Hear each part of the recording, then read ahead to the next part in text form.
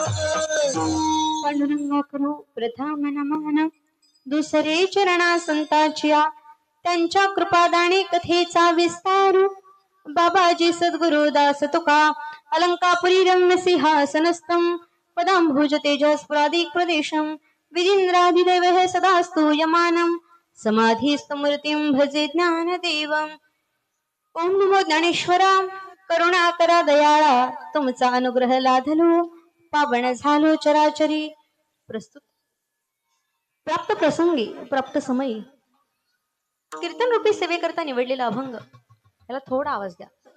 नवे नवे या मृत्यू लोकांमध्ये जन्माला आल्यानंतर जगताच्या उद्धाराकरता ज्यांनी अखिल मानवांच्या कल्याणाकरता अवतार घेतला, नवे नवे या जगताचा उद्धार व्हावा याच्याकरता हिताचा उपदेश केला, ज्ञानाचा प्रसार केला आणि जगताच्या कल्याणाकरता भक्ती संप्रदायाची उभारणी केली.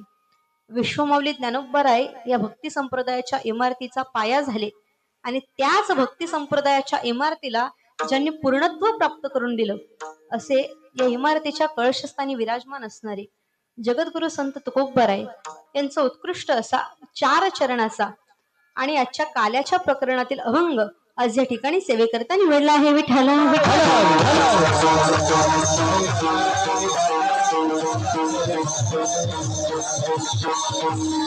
अभंग तुकोबारायांचा आणि काल्याच्या प्रसंगातला आहे. मात्र अभंगाला स्पर्श करण्यापूर्वी अल्पसा परिहार देणं अत्यावश्यक आहे आणि तो म्हणजे असा श्री ज्ञानेश्वर माऊली प्रासादिक भजन मंडळ चितळसर मानपाडा आणि या भजन मंडळातील या सप्ताह कमिटी अर्थात या सोहळ्याला जवळपास 6 वर्ष झाली असून या 6व्या वर्षातील आजची काल्याची सेवा माझ्या वाट्याला आली. असो सप्ताहाला या सोहळ्याला जरी 6 वर्ष झाली असली तरी विठ्ठल रखुमाई मंदिराचा हा 29वा वर्धापन दिन आणि या सोहळ्यानिमित्त आज या ठिकाणी पूर्णत्वाची सेवा माझ्या वाट्याला आली. अर्थात ती आली सुद्धा शेवटी आली, शेवटची सेवा शेवटी आली. असो नियोजित सेवा आपल्याच भागातील प्रीतीताई पाटील यांची होती, मात्र त्यांच्या घरी काही दुःखद कारणाने त्यांना येता आलं नाही आणि म्हणून आमचे परमस्नेही बाळासाहेब मजुमरे यांनी काल संपर्क केला आणि त्या योगाने ही सेवा आमच्यापर्यंत आली. या ज्ञानेश्वर माऊली प्रासादिक भजन मंडळामध्ये ज्यांनी विशेषत्वानं सहकार्य केलं ते हरिभक्तपरायण रामदास महाराज वाढवणे आणि हरिभक्तपरायण जालिंदर महाराज फटांगडे यांच्या विशेष सहकार्याने चालू असणारा हा सोहळा सर्व महिला मंडळ, ग्रामस्थ मंडळ, त्याचप्रमाणे उपस्थित सर्वच टाळकरी वृंद असतील आणि सर्वांच्याच उपस्थितीनं अतिशय आनंदानं चालू असणारा हा उत्सव, उपस्थित मधुर स्वरात गाणारे सर्वच गायनाचार्य, सुस्वरसे वाजवणारे मृदुंगमणी, टाळकरी, विणेकरी, सातकरी आणि समोर बसलेला हा श्रोता वर्ग, या सर्वांच्या चरणी नतमस्तक होऊन सेवेला प्रारंभ करूया. मस्तक ही पायावरी वरकरी संतांचा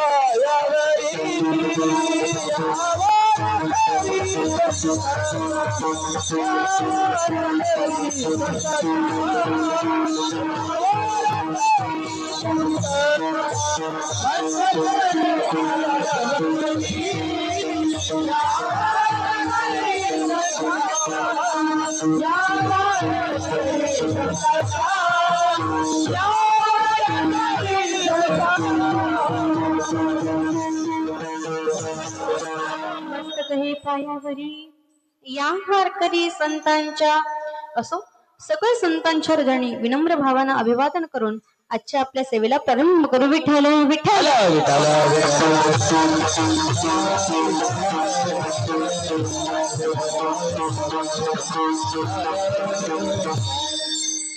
सेवेकरता निवडलेला अभंग तुकोबरायांचा आहे, 4 चरणाचा आहे. थोडा आवाज द्या. या अभंगाचा विचार केला तर या अभंगामध्ये जगद्गुरु तुकोबराय म्हणतात, आता हेची जीव. अभंगाची सुरुवात करताना तुकोबरायांनी एका काळाचा निर्देश अभंगाच्या सुरुवातीला केला. अभंगाची सुरुवात ही कालदर्शक शब्दानं झालेली आहे. अभंगाच्या सुरुवातीलाच तुकोबरायांनी एक महत्वपूर्ण शब्द वापरला, आता. कधी कधी मागे पुढे नाही, मग कधी, म्हणजे आपल्याला जे करायचंय ते आत्ताच करायचं, एवढं लक्षात ठेवा. आता हा शब्द फक्त हेची जेव पुरता मर्यादित नाहीये. आता हा शब्द फक्त त्या काळापुरता मर्यादित नाही. आता हा शब्द फक्त आताच्या काळापुरता मर्यादित नाही, तर आता हा शब्द प्रत्येक काळाशी मर्यादित आहे. तो जरी वर्तमान काळ दर्शवत असला तरी प्रत्येक समयाशी, प्रत्येक क्षणाशी, अर्थात आपल्या जीवनात उभ्या ठाकलेल्या प्रत्येक घडीला आता हा शब्द लागू होतो. अर्थात आम्हाला भगवंताची सेवा करायची. कधी करायची? उद्या, परवा नाही. कधी करायची? आता. आम्हाला नामचिंतन करायचंय. कधी करायचंय? भगवंताचं भजन करायचंय. कधी करायचंय? आम्हाला परमार्थाला लागायचंय. कधी? आत्तापासूनच लागा. आता हा शब्द काळदर्शक आहे. तो वर्तमान काळाची स्थिती दर्शवतो. पण त्या काळातला आमच्या भगवान श्रीकृष्ण आणि गोपाळांच्या समवेतचा प्रसंग दर्शवताना आमचा परमात्मा म्हणतो, आता आपल्याला हेच जेवायचंय. हेची जेवू. पण हा हेची शब्द जो वापरला ना आताच्या पुढे, हा हेची शब्द त्याच्यापेक्षा मोठा आहे. काल्याचं चिंतन ऐकताना फक्त कृष्णाच्या लीला सांगायच्या, हे केलं ते केलं एवढं सांगून काल्याचं चिंतन संपत नाही. काला हा फक्त स्थूल देहानं करायचा विषय नाहीये. काळा जो आहे तो सूक्ष्म देहानं स्वीकारायचा विषय आहे. काला आम्हाला दिसतो तेवढा सोपा नाही. दही लाईची हंडी बांधली आणि ती शेवटला फोडली की काला संपन्न होत नाही. काला संपन्न व्हावा असं वाटत असेल तर आमचं संपूर्ण शरीर, हे संपूर्ण 10 इंद्रिय, 11 मन आधी त्या परमात्म्याच्या ताब्यात द्यावं लागतं. तेव्हा आमचा काला कुठे जाऊन सफल होतो. विठ्ठल विठ्ठल.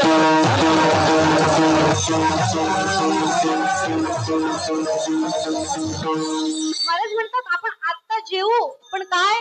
हेची. पण हेची शब्द ज्या अर्थी वापरला त्या अर्थी त्याच्याशिवाय दुसरं काही नाही. लोक म्हणतात ना, आपल्याला कीर्तन ठेवायचं. कोणाचं ठेवायचं? नाही, यांचंच ठेवायचं. नाही नाही, आमच्याकडे यांच्यापेक्षा चांगले दुसरे कीर्तनकार आहेत ना. नाही नाही, हेच पाहिजे. काय? जेव्हा काहींचा आग्रह असतो, कितीही गेले तरी. तुमच्याकडे आहे का असं? नाही नाही, बरं. कितीही गेली तरी चालतील, पण हेच पाहिजे. जेव्हा हेच शब्द मध्ये येतो ना, नुसतं हे शब्दाला नाही, पण त्याच्या पुढे जो च प्रत्यय लागला ना, त्या च प्रत्ययाला फार महत्व आहे. हा च प्रत्यय जिथे लागतो तिथे शब्दाला विशेष महत्व प्राप्त होतं. व्याकरण दृष्टीनं विचार केला, सध्या सुरुवातीला व्याकरण सांगायला हरकत नसते, कारण कीर्तनाच्या शेवटी व्याकरण आलं की लोक कंटाळतात. म्हणून सुरुवातीला व्याकरण सांगून मोकळं झालेलं बरं असतं. बघा, जिथे च प्रत्यय लागतो तिथे शब्दाला विशेष महत्व प्राप्त होतं. हा, समजा एखादी महिला जर गावाला जायला निघाली, एखाद्या लग्न समारंभात जायला निघाली, तर तिचा पती तिला सांगतो, अगं ही साडी नेस ना, ही मस्त वाटते. ती महिला काय सांगते, तुम्ही सांगता ती साडी मी नेसेल, पण दुसऱ्या कोणत्या तरी वेळेला. पण आता इथे जाण्याकरता मी हीच साडी नेसणार. तो च प्रत्यय जो तिथे लागला ना, तो त्या शब्दाला विशेष महत्व प्राप्त करून देणार आहे. तो च शब्द त्या शब्दाला अधिक ठामपणे व्यक्त करणार आहे. महाराज म्हणतात, भगवंताचा संवाद सांगताना ते म्हणतात, आता हेची जेव, आता आपल्याला हेच जेवायचंय. पण हा हेची शब्द जेव शब्दाला सुद्धा लागू होतो आणि सवे घेऊ शिदोरी या शब्दाला सुद्धा लागू होतो. बरं का, कसा लागू होतो, आता हेची जेव, हेच जेवायचंय आणि हेची शिदोरी घेऊ हा शब्द तिथे लागू करायचा. आपल्याला जेवण सुद्धा तेच करायचंय आणि शिदोरी सुद्धा तीच सोबत घ्यायची. सकाळी भाकरी भाजी केली की दुपारी आम्ही प्रवासाला निघताना दुसरा पदार्थ बनवून घेत नाही. सकाळची भाकरी भाजीच परत प्रवासाला नेली जाते की नाही. आपली आई काय सांगते, आता सुद्धा हेच खा आणि पुन्हा प्रवासात सुद्धा हेच खावं लागणार आहे. परमात्मा सुद्धा तेच सांगतोय. गोपाळांनो, आता आपल्याला हेच जेवायचंय आणि सोबत शिदोरीच्या रूपानं सुद्धा हेच घ्यायचंय. जेव्हा आमचा देव सगळ्यांना सांगतोय की गोपाळांनो, आपल्याला हेच जेवायचंही आहे आणि शिदोरी म्हणून सोबतही घ्यायचंय, तेव्हा गोपाळ देवाला प्रश्न करता, देवा पण तू हेच म्हणतोय की ज्याचं जेवण आपल्याला करायचंय, ज्याची शिदोरी आपल्याला सोबत घ्यायचंय, ते हेच म्हणजे नेमकं काय आहे. आमच्या परमात्म्यानं जे उत्तर दिलं ते तुकोबारे सांगतात, हरिनामाचा खिचडी काला. हा, परमात्म्यानं दिलेलं उत्तर आमचे तुकोबारे सांगतात, भगवंताच्या नामानं निर्माण होणारा जो खिचडी आहे, जी खिचडी आहे, जो काला आहे ना, त्याचं आम्हाला सेवन करायचंय. कोणत्या काल्याचं सेवन करायचंय, कोणत्या खिचडीचं? दही आणि लाहीचा काला.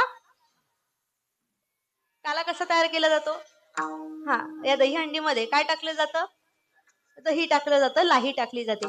दह्याचं आणि लाहीचं मिश्रण झालं की एकत्रित मिश्रणानं तयार होतो, त्याला काला म्हणतात. त्याप्रमाणे जीवाचं आणि शिवाचं ऐक्य जिथे घडलं जातं ना आणि त्याचं एकत्रित मिश्रण होतं ना, त्याला काला म्हणतात. आम्हाला याचं जेवण करायचं म्हणजे काय, आम्हाला भगवंताच्या नामाचा खिचडी काला करायचंय.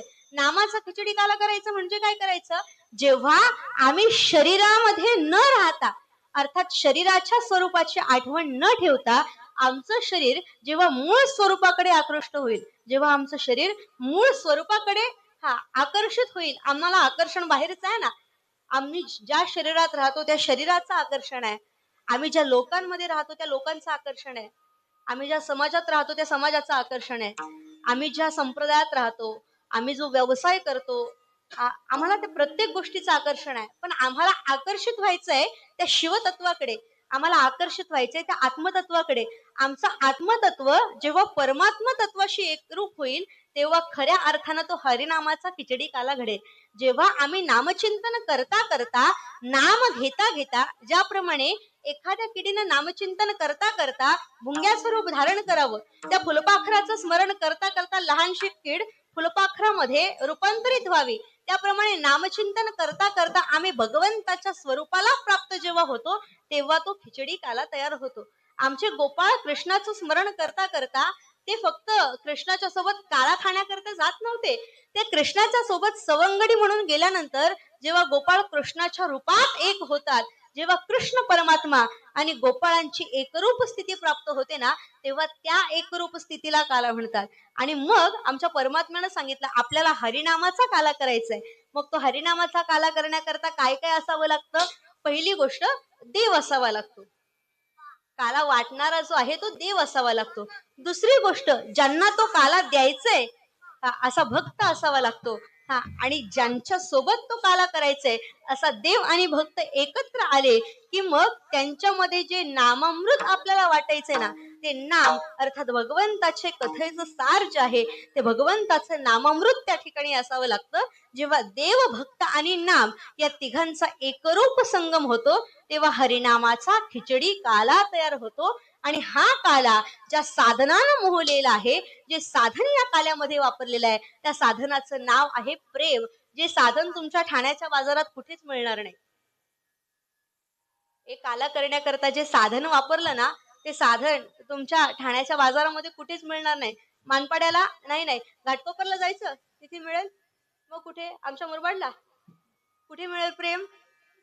प्रेम नावाच्या व्यक्ती मिळणं अवघड नाही, पण खरं प्रेम मिळणं अवघड आहे. अहो ते देवाला सुद्धा दुर्लभ आहे आणि देवाशिवाय ते इतर कोणी देऊ शकत नाही. पण हे साधन जे आहे ना, प्रेम या साधनानं ह्या हरिनामाचा काला हा मोहिलेला आहे आणि असा काला असल्या कारणानं या काल्याचं ज्यावेळी सेवन आम्ही करतो त्यावेळेला भगवंतानं सांगून ठेवलं, हे बघा आपल्याला या काल्याचं सेवन करायचंय, शिदोरी सोबत घ्यायचंय, जेवण करायचंय, हा हरिनामाचा काला सेवन करायचा पण हा काळा मिळाल्याबरोबर तोंडात टाकायचा नाही. आमच्या हातात पडला न पडला, दुसऱ्याच्या हातात पडता पडता आमचा तोंडात जातो. काल्याचा नियम आहे, जोपर्यंत सगळ्यांमध्ये वाटून होत नाही तोपर्यंत काला प्रसाद आम्हाला ग्रहण करता येत नाही. आमचा काला आमच्या हातावर आला, आम्हाला मिळाला की मग आम्हाला तो चवी चवीनं घ्यायचंय. परमार्थ घाई घाईनं कराल तर त्या परमार्थातला आनंद उपभोगता येणार नाही. परमार्थात येण्याकरता घाई करा, मात्र परमार्थात आल्यानंतर घाई करून उपयोग नाही. आम्ही परमार्थात आलो ना की आम्हाला घाई करून जमत नाही. चला चला आवरा आवरा असं जमत नाही. हा हे सगळं लग्न कार्यात जमतं. हा हे तिथे जमतं की बाबा पटकन आवरा नवरदेवाला. आमचा देव कायम आमच्या जवळ आहे, त्याला बाहेरून आणण्याची गरज नाही. तो फक्त वाट बघतोय तुम्ही माझ्या जवळ कधी येताय. हा इथे घाई करायची आवश्यकता नाही. इथे आल्यानंतर आम्हाला हळूहळू चालायचंय, चवी चवीनं सेवन करायचंय. हा कसं आहे, कितीही चवीदार पदार्थ असला ना, तुमचं तोंड भरून तो पदार्थ तुम्ही खाल्ला की त्याची चव कळत नाही. पण तोच पदार्थ जेव्हा तुम्ही हळूहळू ग्रहण करता, चवी चवीनं प्रत्येक घास खाता, त्यावेळेला त्याची गोडी आम्हाला निश्चितपणानं कळते. भगवंतानं सांगितलं जो काळा आपल्याला घ्यायचंय, ग्रहण करायचंय ना, तो आपण चवी चवीनं घेऊ. का चवी चवीनं घेऊ? कारण हा ब्रह्मरसाचा काळा आहे. त्याला आम्हाला आवडीनं घ्यायचंय आणि आवडीनं घ्यायचं असल्या कारणानं आम्हाला चवीनं तो काळा ग्रहण करायचा आहे. मग ज्या वेळेला चवीनं तो काळा ग्रहण करायची सुरुवात झाली ना, मग सगळ्या गोपाळांना त्या काळ्याची चवी कळली आणि मग सगळे गोपाळ जसा जसा तो काळा गोड लागायला लागला, ज्याला ज्याला तो काळा गोड लागायला लागला, ज्याला ज्याला गोड लागतो तो तो मागायला लागला आणि जसा जसा गोड लागेल तसा तसा मागायला लागला. तू का म्हणे गोड लागे, तो तो मागे रसना. ज्याला ज्याला गोड लागला तो मागायला लागला आणि तव तव मागे रसना याचा अर्थ ज्याला जसा गोड लागायची सुरुवात झाली तसं तसं त्यानं पुन्हा पुन्हा मागून घ्यायची सुरुवात केली. विठ्ठल विठ्ठल.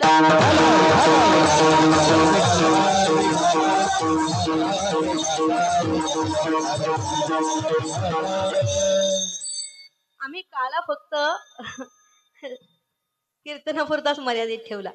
काय कसं आहे ना, आजकाल कीर्तन करणं फार सोपं झालंय. आजकालची कीर्तनं फार सोपी झाली. म्हणून काल्याचं कीर्तन कोणीही करायला लागलं आणि कोणालाही ते सोपं वाटायला लागलं. पूर्वीच्या काळी काल्याचा कीर्तनकार निवडताना त्या कीर्तनकाराला फार निरीक्षण करून निवडला जायचा आणि विशेषत्वानं काल्याची कीर्तनं ही मोजक्याच माणसांना मिळायची. कारण काला जो आहे ना, तो फक्त कृष्णाच्या खोड्या सांगण्याकरता नाही. काला फक्त कृष्णानं किती चोऱ्या केल्या हे सांगण्याकरता नाही. त्या परमात्म्यानं गोकुळात चोऱ्या केल्या, पण ते गोकुळ कोणतं आहे? त्या परमात्म्यानं ज्याच्या चोऱ्या केल्या त्या गोष्टी कोणत्या आहेत? त्या परमात्म्यानं कोणतं दही चोरलं? हा कोणतं नवनीत त्या परमात्म्यानं चोरलं? हे आधी कीर्तनकाराला कळलं पाहिजे, तेव्हा तो समाजाला सांगू शकतो. तर काल्याचं कीर्तन हे प्रासादिक कीर्तन आहे. तशा कीर्तनाच्या परंपरा बऱ्याच आहेत. त्यात आता एक नवीन कीर्तन परंपरा चालू झाली, मनोरंजक परंपरा. हा नवीन परंपरा आहे. आणि या परंपरेचे पायी कमी कालावधीत जास्त झाले. या मनोरंजक परंपरेचे पायी कमी कालावधीमध्ये जास्त पायी झाले. परिणाम काय झाला? लोकांचं आत्मरंजनाकडून ध्यान बाजूला झालं आणि मनोरंजनाकडे ध्यान जोडलं गेलं. कसं आहे, मनोरंजनाची साधनं घरात आहेत ना तोपर्यंत ती चांगली वाटतात. पण तीच मनोरंजनाची साधनं जेव्हा समाजात येतात ना, ती एका विशिष्ट चौकटीपर्यंतच चांगली वाटतात. ती साधनं आम्ही नको तिथे सोडून दिली आणि इकडे वापरायला लागलो. त्याचा परिणाम जरा विपरीत झाला. पण काल्याचं कीर्तन हे प्रासादिक कीर्तन आहे आणि या प्रासादिक कीर्तनामध्ये फक्त आणि फक्त सात्विकता असली पाहिजे. कारण जिथे सात्विकता नाही तिथे काला घडत नाही. प्रासादिक कीर्तन म्हटलं तर सात्विकता. कसं आहे, गायन करणं अवघड नाही, पण सात्विकता असणं अवघड आहे. वादन करणं अवघड नाही, पण त्याच्यामध्ये सात्विकता असणं अवघड आहे. शब्द वापरणं अवघड नाही, पण त्या शब्दामध्ये सात्विकता असणं अवघड. आणि म्हणून काल्याचं कीर्तन हे प्रासादिक कीर्तन आहे आणि ते सात्विकतेशी संबंधित आहे. हा, आम्हाला आज चरित्राचा उच्चार करायचा आहे, पण चरित्र उच्चारण करण्याकरता चरित्र ज्याचं आहे ना त्याचं चारित्र्य सुद्धा पाहावं, आणि चरित्र सांगणारा जो आहे ना त्याच्याकडे सुद्धा चारित्र्य असावं, तर आम्हाला चरित्र सांगण्याचा अधिकार आहे. हा, चरित्र कोणाचंही घडत नाही. चरित्र घडावं असं वाटत असेल तर आमच्याकडे चारित्र्य असणं गरजेचं आहे. आजकाल नको त्यांची चरित्र लिहिली जातात हो. नको त्यांची चरित्र. हा, म्हणजे ती चांगली आहेत की वाईट आहेत ते तुम्ही ठरवा. पण ज्यांच्या आयुष्यात ज्यांनी काहीच चारित्र्य संपन्न वागले नाहीत ना, अशांची सुद्धा चरित्र आमच्या पुस्तकांमध्ये आली आणि शिक्षक ते विद्यार्थ्यांना शिकवतात. जे चारित्रहीन आहेत अशांची चरित्र शिकून उपयोग नाही. तुम्हाला चरित्र शिकवायचे असतील तर आमच्या ज्ञानोबा माऊलींचं चरित्र शिकवा. जिथे प्रेम, दया आणि आपुलकी काय हे त्यांच्याकडून कळेल. एखाद्यानं वैर भावनेनं वागला तरी वैर भावनेनं वागणाऱ्याला काय प्रतिसाद करावा हे ज्यांच्या जीवनातून घडतं ना, ज्यांच्या जीवनातून आम्हाला ज्याचं दर्शन घडतं, अशा ज्ञानोबारायांकडे पहा, म्हणजे चरित्र तुम्हाला कळेल. आम्हाला चरित्रच अभ्यासायचं असेल तर तुकोबारायांच्या जीवनाकडे पहा. ऐन तारुण्याच्या वयामध्ये जेव्हा एखादी परस्त्री की जी अतिशय रूपवती आहे, सुंदर आहे, ऐन तारुण्याचं वय आहे, आणि अशा वयात एखादी रूपवती स्त्री एकांतामध्ये तारुण्याच्या वयात, दोघेही तरुण आहेत, आणि तारुण्याच्या वयात जेव्हा ती स्त्री एकांतात भेटते त्यावेळेला त्या स्त्रीला माता जो म्हणतो ना, हा तोच खरा सात्विक आहे. हे चरित्र जर अभ्यासायचं असेल तर तुकोबारायांचं चरित्र पहा. आम्ही नको त्यांची चरित्र अभ्यासायला लागलो, परिणाम आम्हाला समाजामध्ये विकृत कृती घडताना दिसायला लागल्या. आम्हाला चरित्र अभ्यासताना जी उत्तम चरित्र आहेत ना अशांची चरित्र अभ्यासली गेली पाहिजेत. असो, काल्याचं कीर्तन हे चरित्राचं कीर्तन आहे. याच्यामध्ये जगामध्ये भगवंतानं बरेचसे अवतार घेतले. जसं पाहिलं तर त्या परमात्म्याच्या अवताराच्या राशीच्या राशी आहेत. अवताराच्या राशीत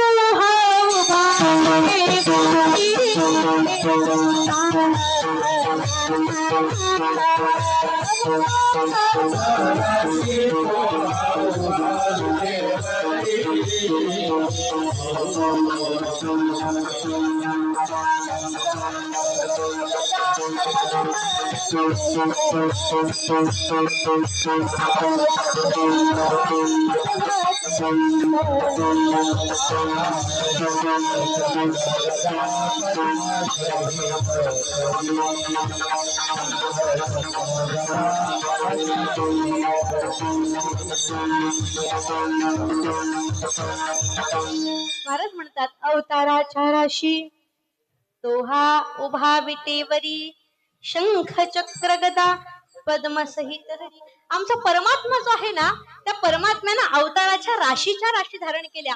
एवढंच नाही, विठ्ठल जळी स्थळी भरला, रिता ठाव नाही उरला, आज म्या दृष्टीने पाहिला, विठ्ठलची विठ्ठल. तो परमात्मा पाण्यामध्ये आहे, तो परमात्मा जमिनीवर आहे, तो परमात्मा आपल्या समोरही आहे, तो परमात्मा अवकाशातही आहे, तो परमात्मा बाहेरही आहे, तो परमात्मा आतही आहे. आत हरी बाहेर हरी, हरिणे घरे कोंडिले.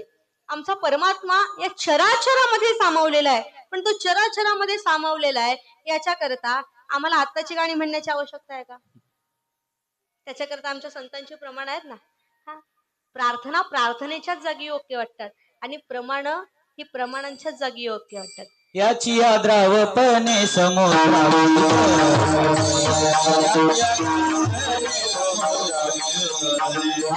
याची सफलपणे पवन हातच,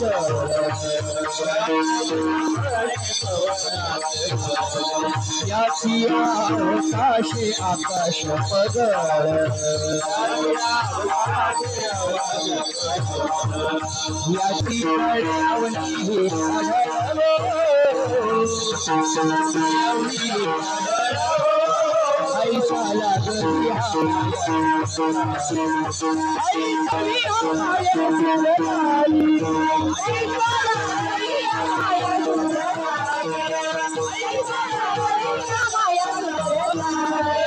याची हे समुद्राची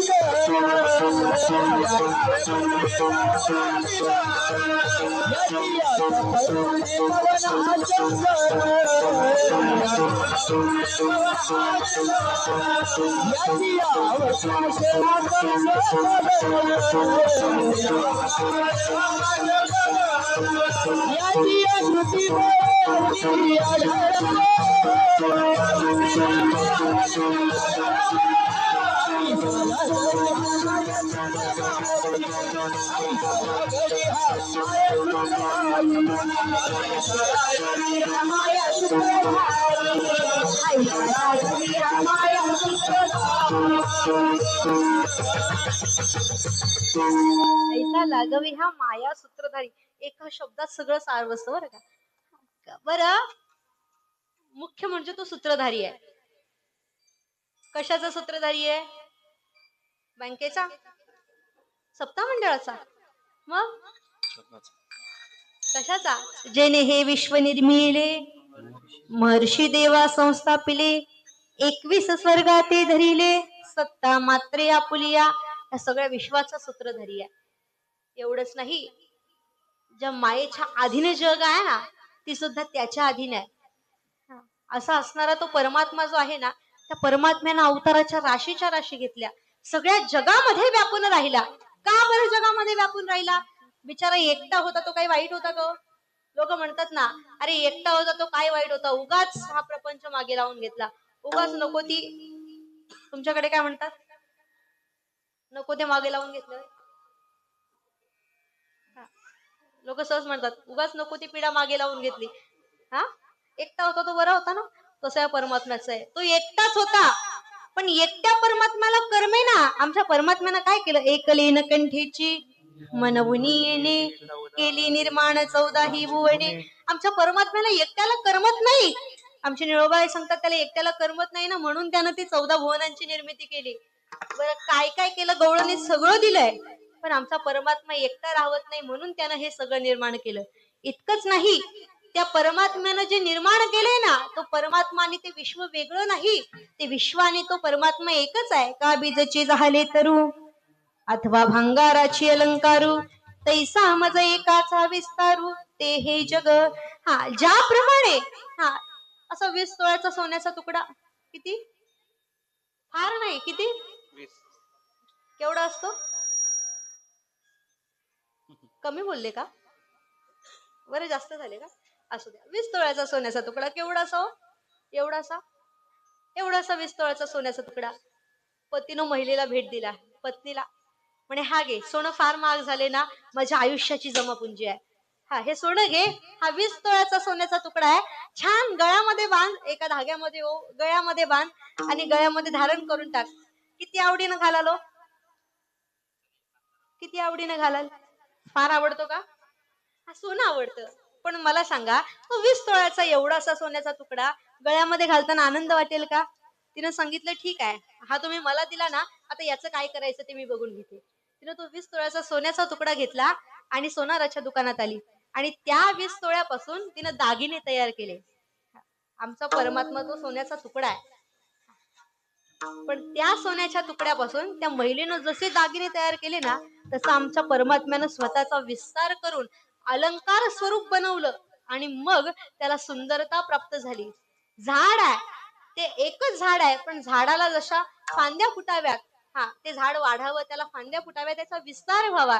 आता त्या विस्तारातून सावली सुद्धा मिळते आणि झाडही मोठं होतं. अर्थात त्याप्रमाणे आमचा परमात्मा जो आहे ना, तो एकटा या संपूर्ण जगामध्ये विस्तारून राहिला आहे. हा, आणि संपूर्ण जगामध्ये वावरणारा तो परमात्मा, त्या परमात्म्यानं आमच्या उद्धाराकरता अनेक अवतार धारण केले. हा, पण या सगळ्या अवतारांपैकी इतर अवतारांचा विचार न करता काल्याचं कीर्तन म्हटलं की फक्त एका अवताराचा. तुम्ही रामनवमीचा सप्ताह म्हणा, हनुमान जयंतीचा म्हणा, महाशिवरात्रीचा म्हणा, नाहीतर गणेशोत्सवाचा असू द्या, नाहीतर निवृत्तीनाथांचा असू द्या. हा, काल्याचं कीर्तन जर करायचं म्हटलं तर काल्याच्या कीर्तनात फक्त एकाच देवाचं चरित्र वर्णन केलं जातं आणि त्या परमात्म्याचं नाव आहे कृष्ण परमात्मा. कृष्णाशिवाय इतर कोणाचंही चरित्र नाही.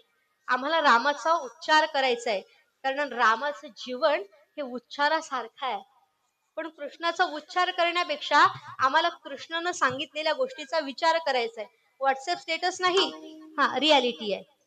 हा, ते व्हॉट्सअप स्टेटस सांगायला वेळ नसतो, हा पण ती रियालिटी आहे.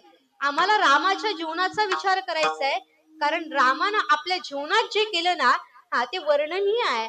रामानं आपल्या जीवनात जे केलं ना ते आचरणीय आहे, आणि म्हणून रामानं जसं आचरण केलं तसं आचरण आम्हाला करायचंय. एकपत्नी एक वचनी. आता बाण तर नाही आपल्याकडे, आता 3 बाण आला. हा, एक बाण राहिलाच नाही. अहो ते एक बाण धारीला सुद्धा आठवा ना. हा, तो एका बाणाचा जो आहे ना त्यानं फार जीवनात पाळलेला आहे, त्याला सुद्धा आठवा. तो एकटा राम परमात्मा जो आहे ना, राम प्रभू, त्यांचं जीवन आम्हाला आचरणीय आहे. ते जसे वागले तसा आचार आम्हाला आमच्या जीवनामध्ये करायचंय. कृष्ण जसा वागला तसं वागायला पाहू नका.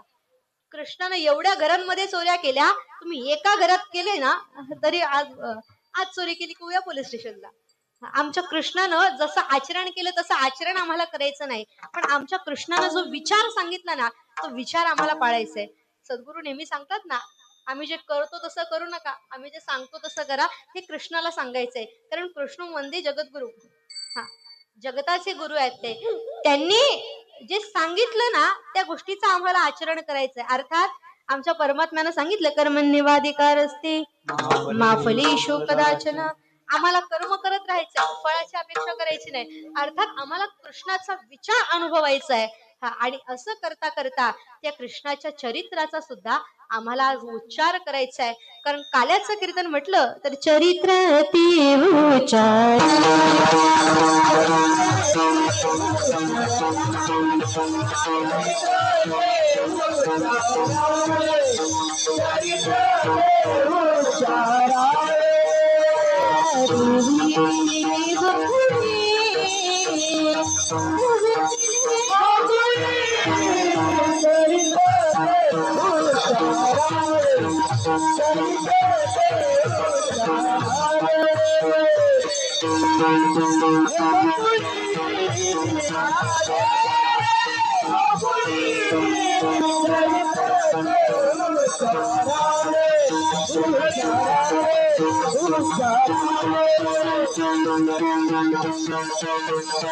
चरित्र ते उच्चारावे.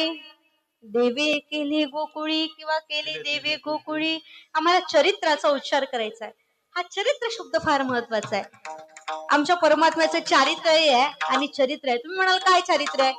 हा, रांगता गोधनी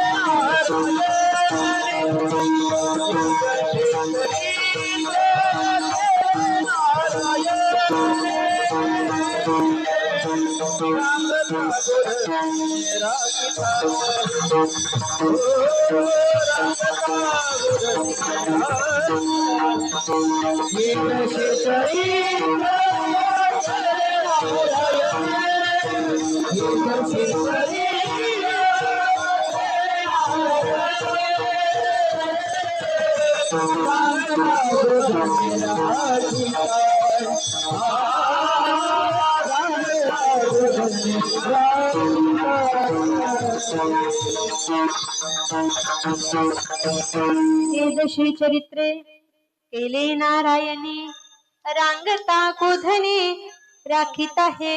काल्याच्या कीर्तनात कोणतं चरित्र वर्णन करावं? या दशेचं. कोणत्या दशेचं? जेव्हा तो रांगत होता तेव्हाच. आता रांगत असतानाच काय चरित्र म्हणावं? आपण कौतुक सांगतो, अहो आत्ताच बाळ गुडघ्यावर यायला लागलं, आत्ताच ते रांगायला लागलं. काय सांगू, किती सुंदर पळतं, त्यात काय चरित्र आहे? आमचा परमात्मा रांगायला लागला. काय चरित्र आहे? जाऊ द्या, आमच्या परमात्म्यानं गायी चारल्या.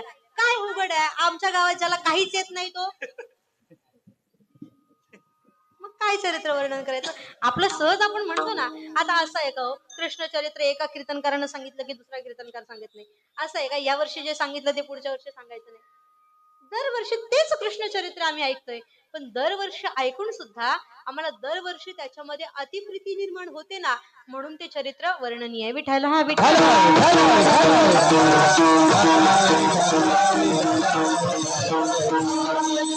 काय केलं असतं त्या चरित्रामध्ये? त्या चरित्रामध्ये विशेष आमच्या परमात्म्यानं गायी चारता चारता काला केला आणि त्या काल्याचं विशेष म्हणून काल्याच्या प्रसंगात त्याचं चरित्र वर्णन करावं. कसा काला केला व आमच्या परमात्म्यानं? हरिनामाचा काला केला. बरं, हा काला फक्त गोपाळांनाच मिळाला, तो आता आम्हाला सेवन करायचं, मग आम्ही काय करावं? त्याच्यासाठी आम्ही काला करायची सुरुवात केली. आता काला करण्याच्या नादात आम्ही त्याला निव्वळ काळा करून टाकला, तो विषय वेगळा. हा, पण तो काला काला झाला पाहिजे बरं का. आता काल्याचं रूपांतर काळ्यामध्ये झालं, कळतं ना तुम्हाला? हा हा, फक्त काला काळा होणार नाही एवढं करावं. हा, आमचा परमात्म्यानं तो काला केला. त्या काल्यामध्ये परमात्म्यानं विशेषत्वानं जे दिलं ते जेवण. म्हणून लोकांनी एकच ग्रह मनामध्ये ठेवला, काल्याच्या दिवशी काय करायचं असतं? मान्य. काल्याच्या दिवशी काय करायचं असतं? काय करायचं असतं? बरं, जाऊ द्या. कीर्तना करता येणारी लोक काल्याच्या दिवशी किती असतात आणि जेवणा करता येणारी लोक किती असतात? आता इथे शहरी बघा, ठीक आहे, गावोगावी बघा बरं, गावोगावी बघा, काल्याच्या दिवशी लोक कीर्तना करता येतात की जेवणा करता येतात? बरं, 12 जरी वाजले तरी काय म्हणतात माहितीये? घरातल्या महिला मंडळ 12 वाजेपर्यंत काम उरकतात. म्हणतात अगं आज काल्याचं जेवण आहे, देवांना मिळालं नाही म्हणे. अहो, ते काय एवढे साधे आहेत का तुमच्या जेवणाची अपेक्षा करायला? अहो, काल्याचं जेवण देवांना मिळालं नाही म्हणजे जे गोपाळांना परमात्म्याचं सुख मिळालं ना, ते त्या देवांना मिळालं नाही.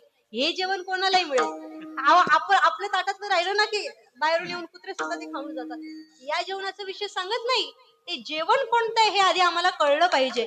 अहो, हे परमात्म्याचं सुख, की जे सुख सामान्य असणाऱ्या गवळ्याच्या पोरांना मिळतं ना, ते सामान्य सुख त्या देवादी देवांना मिळलं नाही. का माहितीये? कारण याच्यामध्ये भेद आहे. तुम्हाला राजकारण कळतं का? आता मी काही पॉलिटिक्सची विद्यार्थिनी नाही, पण मला फार काही कळत नाही, फक्त काल्यातलं थोडं थोडं सांगते बरं का.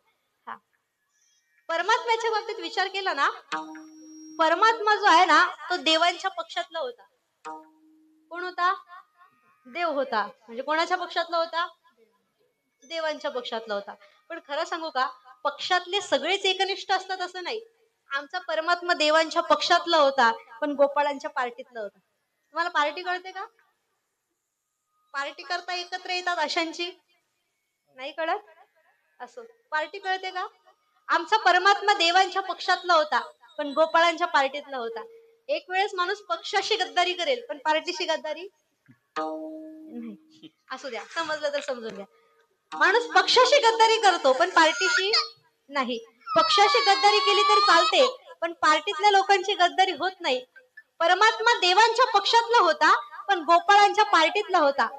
त्यानं देवांना इतर गोष्टी दिल्या, पण देवांना काल्याचा प्रसाद मिळू दिला नाही. परिणाम असा झाला, जे सुख किंवा जी साधनं गोकुळात असणाऱ्या सामान्य गवळ्याच्या पोरांना मिळाली ना, ती साधनं त्या वैकुंठामध्ये, त्या स्वर्गामध्ये असणाऱ्या त्या देवांना सुद्धा मिळाली नाही. त्याचा परिणाम आमच्या परमात्म्यानं जेव्हा गोपाळांना तो प्रेम दिलं, तो आशीर्वाद दिला, आमच्या परमात्म्यानं गोपाळांचं समवेत जे केलं ना, ते त्यांना न मिळाल्या कारणानं सामान्य असणारी गवळ्यांची पोरं त्या ब्रह्मादिक देवांना सुद्धा वाकुळ्या दाखवायला लागली. हा, त्याचं वर्णन आमच्या संतांनी केलंय. वाकुलिया ब्रह्मादिका उत्तम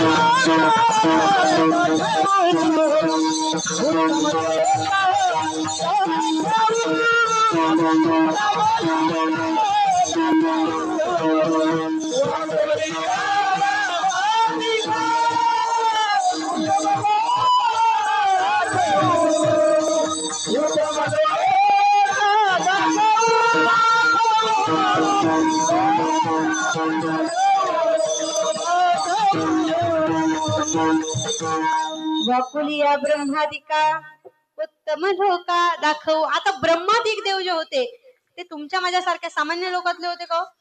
मृत्यूलोक ही सामान्य भूमी आहे. आणि वैकुंठ असेल, स्वर्ग असेल, ही उत्तम भूमी आहे. आता मला सांगा, उत्तम भूमीमध्ये असणारे जे देव आहेत की ज्यांना प्यायला, तेच आपल्याकडे काय हो, ते सुद्धा किती रुपयाला?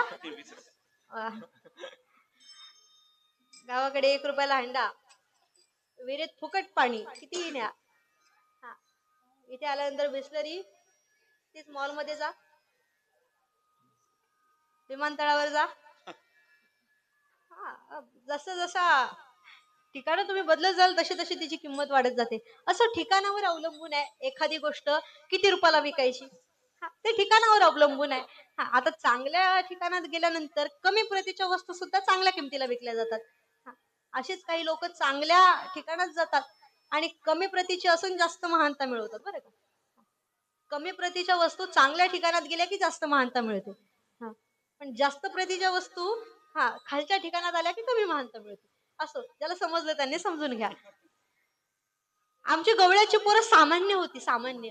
पण सामान्य असणारी गवळ्याची पोरं ज्या वेळेला कृष्णाच्या संगतीमध्ये आली ना, त्यावेळेला इतरांना जे सुख मिळालं नाही ते सामान्य असणाऱ्या गवळ्यांच्या पोरांना मिळालं. आणि मग गवळ्याची पोरी वाकुल्या दाविती, क्रोधावला चित्ती ब्रह्मदेव. आणि त्या गवळ्याच्या पोरांनी त्या ब्रह्मदेवासारख्या देवांना वाकुळ्या दाखवायला सुरुवात केली. म्हणे या ब्रह्मदेवाला काही मिळतं का? जो परमात्मा आम्हाला मिळाला तो परमात्मा ब्रह्मदेवाला सुद्धा मिळत नाही. बरं, ब्रह्मदेवाला मिळत नाही तसं पाहिलं तर ब्रह्मदेवाचं आणि देवाचं नातं, अर्थात आमच्या कृष्णाचं नातं लांबचं होतं का? तुम्हाला माझी भाषा कळते? कृष्णाचं आणि ब्रह्मदेवाचं नातं लांबचं होतं की जवळचं होतं? मला सांगा, तुमच्या मुलाचं आणि तुमचं नातं लांबचं आहे की जवळचं आहे? मग मला सांगा, कृष्ण परमात्म्याचं आणि ब्रह्मदेवाचं नातं लांबचं होतं की जवळचं होतं? कोण होता ब्रह्मदेव? करिया सृष्टीची रचना, करिया सृष्टीची रचना,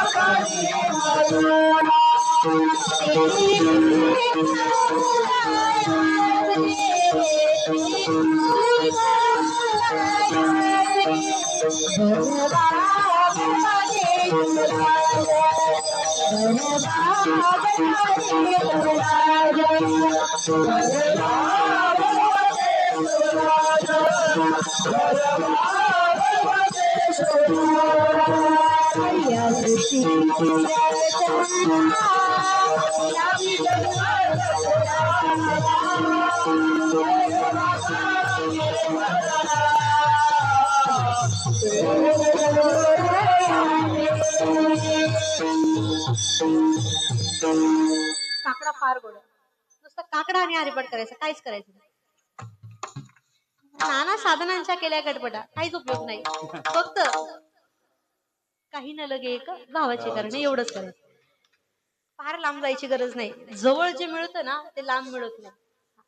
आमचा परमात्मा त्यानं त्या गवळ्याच्या पोरांना जेव्हा एवढं सगळं प्राप्त करून दिलं ना, तेव्हा मात्र त्या ब्रह्मदेवाला राग आला. म्हणे माझाच बाप आहे आणि माझ्याशी असं वागतोय, क्षणभरा करता माझा बाप आहे हे सुद्धा विसरला. आणि सगळ्या गायी गोपाळांना चोरून नेलं. किती वेळासाठी? कीर्तन होईपर्यंत 2 तास नाही, 2 दिवस, मग 2 महिना करता नाही नाही, अहो वर्षभरा करता त्या ब्रह्मदेवानं गायी गोपाळांना चोरून नेलं. पण वर्षभर गायी गोपाळांना चोरून नेल्यानंतर आमच्या परमात्म्यानं वर्षभर त्या गोकुळामध्ये गायी गोपाळां समवेत रूप धारण केली आणि सगळ्या गोकुळामध्ये विस्तारून राहिला. हा परमात्म्याचं नवल आहे. आणखी एक येणे नवलाव केला, काला वाटिता विधात ठकविला. भाग नेदिता तो वत्से गोवळ घेऊन गेला तैसा आपणचे तेथ होऊन या ठेलाव. हे केलं आमच्या परमात्म्याने. नळोबराई गवळणीमध्ये वर्णन करतात. आणि जेव्हा हे सगळं घडलं ना, आमच्या गवळणी त्या गोकुळामध्ये चर्चा करायला लागल्या. आईशा गवळणी त्या बोलती परस्परी होऊनी विस्मये आपुल्या अंतरी. काय काय बोलायला लागल्या त्या गवळणी. त्या गवळणी म्हणू लागल्या, गिरी गोवर्धन येणे उचलीला.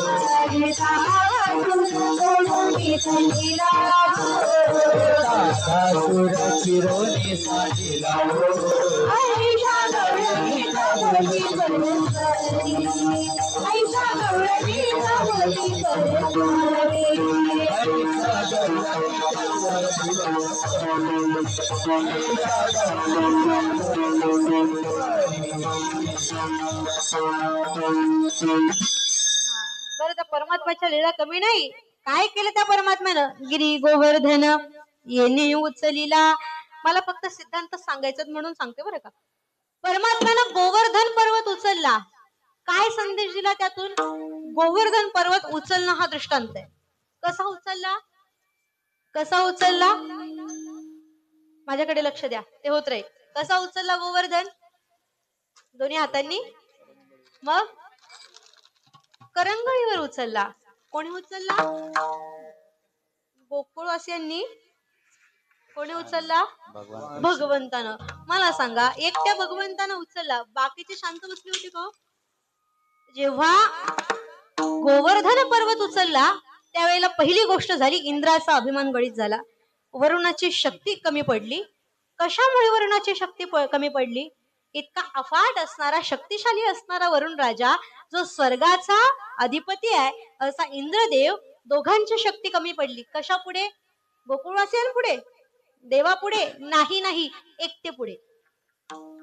गोकुळवासियांची जी एकता होती ना, त्या एकतेच्या पुढे ही शक्ती कमी पडली. गोवर्धन पर्वत उचलणं हा दृष्टांत आहे आणि गोकुळवासियांची युनिटी अर्थात एकता हा त्यामागचा असणारा सिद्धांत आहे. गोवर्धन पर्वत उचलणं हा दृष्टांत आहे, पण इंद्राचा अभिमान गळीत करणं हा सिद्धांत आहे. गोवर्धन पर्वत उचलणं हा दृष्टांत आहे, पण सर्वांनी एका विचारानं राहणं हा सिद्धांत आहे. आमच्या सगळ्या गोकुळवासियांना परमात्म्यानं सांगितलं म्हणे आपण सगळ्यांनी मिळून म्हणे गोवर्धन उचलू. लोकांनी सांगितलं तू वेडा झालास की काय, एवढा मोठा पर्वत आणि उचलायचा कसं शक्य आहे. म्हणे जर सगळे एकत्र असू ना तर काहीच अशक्य नाही. कसं आहे, एका लाकडाला तोडणं अवघड आहे, एका काडीला तोडणं अवघड आहे, पण त्याच काड्यांचा गुच्छा तयार केला तर त्यांना तोडणं अवघड नाही. हे अवघड आहे बरं का. एका काडीला कोणी सहज तोडू शकतं, पण त्या काड्यांचा जर समुदाय तयार केला तर त्याला तोडता येत नाही. एका नोटीला सहज फाडता येतं. बरोबर का.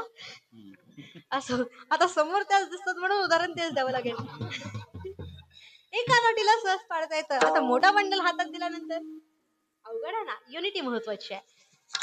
गोवर्धन पर्वत उचलण्याकरता म्हणे आपण समुदाय करू, एकता करू आणि सगळ्यांनी मिळून हातात जे जे काही मिळेल ते लावलं आणि गोवर्धनाला उचललं. सगळ्यांनी उचललं बरं का, एकट्या कृष्णानं नाही, सगळ्यांनी उचललं. पण कसं आहे, सगळ्यांना छताखाली येण्याकरता आमचा कृष्ण परमात्मा एका दगडावर उभा राहिला आणि एक करंगली लावली. आता छोटासा परमात्मा सगळा हात कसा लावणार. एक करंगली लावली आणि एक करंगली लावून आमच्या परमात्म्यानं त्या गोवर्धनाला उचललं. लोक खालून म्हणू लागले म्हणे कृष्णा तुला काही लाज वगैरे वाटते का रे.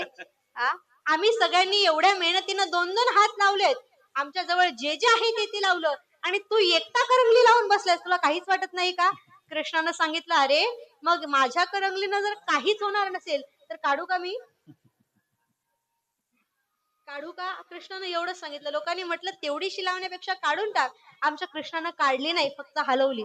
तो गोवर्धन पर्वत पडायला आल्यासारखं वाटलं. लक्षात ठेवा, एकतेमधील एक व्यक्ती जरी बाजूला झाला ना तरी आपलं कार्य कोसळण्याची शक्यता असते. म्हणून ही एकता महत्वाची. हा कृष्णानं दिलेला सिद्धांत आहे. चला पुढे. गिरी गोवर्धन येणे उचलीला, इंद्राचा अभिमान गळीत केला. हा, आणखी काय केलं? कालिया महासर्प नाथोनी हानीला. मारलं का कालियाला? कालिया सर्पाला मारलं का? कालिया नाग कुठे येऊन बसला? कुठे येऊन बसला? यमुनेच्या डोहात. बरं, पाण्याचं साधन कोणतं होतं गोकुळवासियांकरता? यमुनेचं पाणी. पिण्याकरता, वापरण्याकरता सगळं काही यमुनेचं पाणी वापरायचं. आणि विषारी असणारा कालिया साप त्या यमुनेच्या पाण्यात येऊन बसला. हा, ते सुद्धा प्रत्येक शब्दाला फुटतंय, याचा अर्थ त्यांना आनंद झाला. असो, तो विषारी कालिया साप तो यमुनेच्या डोहामध्ये जाऊन बसला. पाणी दूषित झालं. हा, आजूबाजूची झाडं सुकायला लागली. पिण्याकरता पिण्यायोग्य पाणी शिल्लक. आमच्या परमात्म्याला विचार पडला, म्हणे करावं काय? आमच्या परमात्म्यानं खेळता खेळता तो चेंडू त्यामध्ये घालवला. आता चेंडू काढण्याकरता कोण जाईल? त्यात तर कालिया नाग बसलाय. आमचा परमात्मा गेला. बरं, परमात्मा गेल्यानंतर आमच्या परमात्म्यानं कालियाला मारलं आणि चेंडूवर आणलं, बरोबर का? काय केलं? आमच्या परमात्म्यानं कालियाचं मर्दन केलं. कालिया नागाच्या ठिकाणी जो मद होता, जो अहंकार होता, त्या अहंकाराचा नाश केला आणि इतर लोकांना तुमची शक्ती दाखवण्यापेक्षा सहाय्यता करावं असा संदेश त्याला दिला. कालियाचं मर्दन केलं म्हणजे कालियाचा अहंकार परमात्म्यानं तोडला. कालिया मर्दन म्हणजे त्यातून फार काही वेगळं नाही. अहंकार नष्ट करा हे परमात्म्याचं म्हणणे. कालिया महासर्प नाथोनी हानीला, जळता वनवाऊ मुखेची सेविला. आमच्या परमात्म्यानं 12 गाव पर्यंत पसरलेला अग्नी हा स्वतः मुखामध्ये ग्रहण केला. हा, बरेच लोक म्हणतात कृष्णानं 16,108 केल्या. किती केल्या? 16,108 पत्न्या. आपल्याला एकच बस. आता सगळेच रामप्रभू नसतात ना. आता त्यानं 16,108 केल्या, आपल्याला 1-2 करायला हरकत? असे म्हणणारे बरेच आहेत. पण कृष्णानं 12 गाव अगदी गिळला, आपल्याला 1 गाव नाही. 1 इंगळ बस झालं ना. तेवढं गिळलं तरी पुष्कळ होईल. नाही हो, आम्हाला त्यानं काय केलं हे पाहण्यामध्ये जास्त रस आहे, पण त्यानं का केलं हे पाहण्यामध्ये रस नाही. आमच्या परमात्म्यानं 12 गाव पर्यंत पसरलेला अग्नी गिळला आणि ज्वालासुरासारख्या राक्षसाला दडपून लावलं. अर्थात हे परमात्म्याचं ऐश्वर्य आहे. इतकं केलं आमच्या परमात्म्यानं. आणि हे सगळं जेव्हा केलं ना, त्याच्यासोबत परमात्म्यानं गोकुळात सुद्धा तशाच खोड्या चालू ठेवल्या. जेव्हापासून त्याचा जन्म झाला ना, तेव्हापासून आमच्या गोकुळामध्ये परमात्म्याच्या खोड्या चालू होत्या. एकीकडे असुरांना मारायचं आणि एकीकडे गोपाळांच्या घरी जायचं, गवळ्यांच्या घरी जायचं आणि त्या गोपिकांच्या घरी जाऊन चोऱ्या करायच्या. कशाच्या चोऱ्या करायच्या? आमच्या परमात्म्यानं गोपिकांच्या घरचं दही चोरलं, लोणी चोरलं. पण हे फक्त दृष्टांतिक आहे. आमच्या गोपाळांच्या घरचं, गोपिकांच्या घरचं परमात्म्यानं जर काही चोरलं असेल ना, तर ते एकमेव त्या गोपिकांचं चित्त चोरलं. चित्त चोरी येले नंदाच्या नंदने. त्याला झाल्यापासूनच त्याच्यावर आरोप करणाऱ्यांची कमी नव्हती. तो होण्या आधीपासूनच त्याच्यावर आरोप करणाऱ्यांची कमी नव्हती. समजावं, आपल्याकडे जर फार आरोप येत असतील ना, तर समजून जा आपण काहीतरी विशेष आहोत. अविशेष माणसाला फार काही आरोपांना सामोरं जावं लागत नाही. जो अविशेष व्यक्ती आहे त्याला फार काही त्रास सहन करावा लागत नाही. पण ज्याच्या जीवनात काहीतरी विशेष आहे ना, त्याला त्रास सहन केल्याशिवाय काही पर्याय नाही. जो रोज गाणी म्हणतो ना, त्याला कीर्तनात आडवा होणारा एकही नसतो. जो रोज गाणी म्हणतो, कळतं का तुम्हाला? जो रोज फक्त गाणीच म्हणतो त्याला कीर्तनात आडवा होणारा कोणी नाही. पण जो रोज फक्त चिंतनच सांगतो ना, त्याच्या चिंतनातला एक सिद्धांत दुसऱ्या कीर्तनात आला तर लगेच लोक आडवे होतात. त्या दिवशी पण तेच सांगितलं होतं.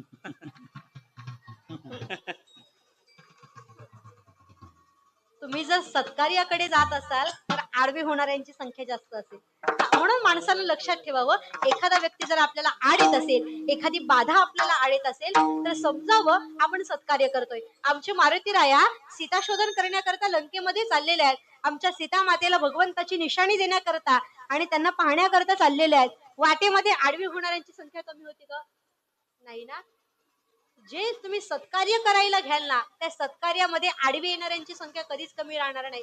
आमच्या परमात्म्यानं गोकुळामध्ये अवतार घेतला. अवतार घेण्याच्या आधीपासूनच आमच्या परमात्म्याला मारण्याकरता बरीच कटकारस्थानं झाली. पण आमचा परमात्मा गोकुळामध्ये अवतरित झाला. त्या गोकुळामध्ये आल्यानंतर आमच्या परमात्म्यानं बऱ्याच खोड्या केल्या. खोड्या आपण पुढे विठोबा नंतर पाहू. बऱ्याच खोड्या केल्या, पण खोड्या करून करून प्रत्येक जण प्रत्येक गवळण आमच्या परमात्म्याची गाराणी घेऊन जेव्हा आमच्या यशोदा मैयाकडे आले ना, त्या प्रत्येक गवळणीनं गाऱ्हाणे सांगून सांगून आता मात्र यशोदा मातेच्या डोळ्यांमध्ये पाणी आलं. ऐसे ऐकती गाऱ्हाणी यशोदे नैनी आले पाणी. यशोदा मातेच्या नयनामध्ये त्या डोळ्यांमध्ये पाणी आलं आणि मग ती कृष्णाला म्हणते, कृष्णा हे बघ मी काहीतरी सांगते, तू ऐकशील का माझं? कुठल्याच आईला वाटत नाही आपलं बाळ आपल्यापासून दूर जावं.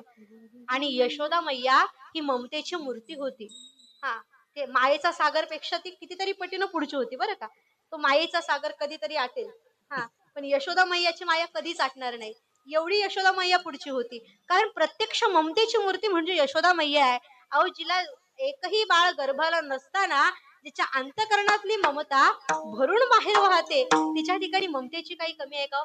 अशी ममतेची मूर्ती असणारी यशोदा मैया, की जिच्यासाठी परमात्मा स्वतःच्या आई वडिलांना टाकलं आणि त्या यशोदा मैयाकडे आला. इतकी ममता त्या यशोदा मैयाकडे. पण अशी ममतेची मूर्ती असणारी यशोदा मैया काय म्हणते माहितीये? म्हणे, कृष्णा फार झालं रे, मला वाटत नाही तू माझ्यापासून लांब जावं, पण फार गोपिकांच्या गाराने येऊ लागले आणि आता मात्र मी जेवढं सांगते तेवढं तू ऐक. कृष्णा आता इथे थांबण्यामध्ये अर्थ राहिला नाही. तू एक काम कर, आपला पारंपरिक व्यवसाय सगळ्या गाई गोपाळांना सोबत घे आणि त्यांना सोबत घेऊन यमुनेच्या तीरावर जा आणि तिथे जाऊन आपला व्यवसाय अर्थात गायी चारण्याचं तू काम कर. ज्या वेळेला आमच्या मातेनं सांगितलं, कृष्णा तू वनामध्ये निघून जा, आमच्या कृष्णानं लगेच सांगितलं, हा ठीक आहे माता, तुझी इच्छा आहे ना, मलाही थांबून जमणार नाही, कारण पुढेही बहुत करणे आहे. फार थांबून जमणार नाही ना, पुढेही बहुत करणे आहे, पुढे सुद्धा भरपूर काही करायचंय. आता फार काही थांबून जमणार नाही, आम्ही उद्याच म्हणे वनाला निघून जातो. ठरल्याप्रमाणे तो दिवस गेला. सगळ्या गोपाळांच्या समवेत आमचा परमात्मा वनामध्ये गेला. पण आता वनामध्ये जायचंय म्हणजे पूर्वतयारी पाहिजे ना. आता तर वाघांची भीती सुटली आमच्याकडे, हा, तुमच्याकडे पण. इथे नाही, तिकडे वाघांची भीती. लोक संध्याकाळी घराच्या बाहेर. आता वनात जायचं म्हटलं तर काहीतरी तयारी करावी लागते. तो एक प्रवासच आहे ना. मग सगळ्या गोपाळांची मिटिंग भरली. हा, कृष्ण परमात्मा त्या सभेचा मुख्य संस्थापक अध्यक्ष. सगळ्या गोपाळांची मिटिंग भरली आणि मग उद्या काय काय घेऊन जायचं, कसं कसं करायचंय, हा, ते सगळ्यांनी ठरवलं. मग सकाळच्या वेळेला सगळे एकत्र आलेले आहेत. आता गायी घेऊन आम्हाला निघून जायचंय. सूर्योदयाच्या आत गायी चरणारे निघून जातात बरं का. आमच्या परमात्म्यानं सांगितलं, हे बघा आता आपल्याला हा गायी चारण्याकरता निघून जायचंय, पण तिथे गेल्यानंतर जोपर्यंत गायी चरतात तोपर्यंत आपल्याला काहीतरी करावं लागेल की नाही. मग आमच्या परमात्म्यानं सांगितलं, ठीक आहे, एक काम करा, आता आपण जेवण करू. कधी करू? हा, आता जेवण करू. कशाचं जेवण करू? हेच जेवू. आणि जे आता जेवू ना, तेच शिदोरीच्या रूपानं सोबत घेऊ. आता हेची जेऊ आता हेची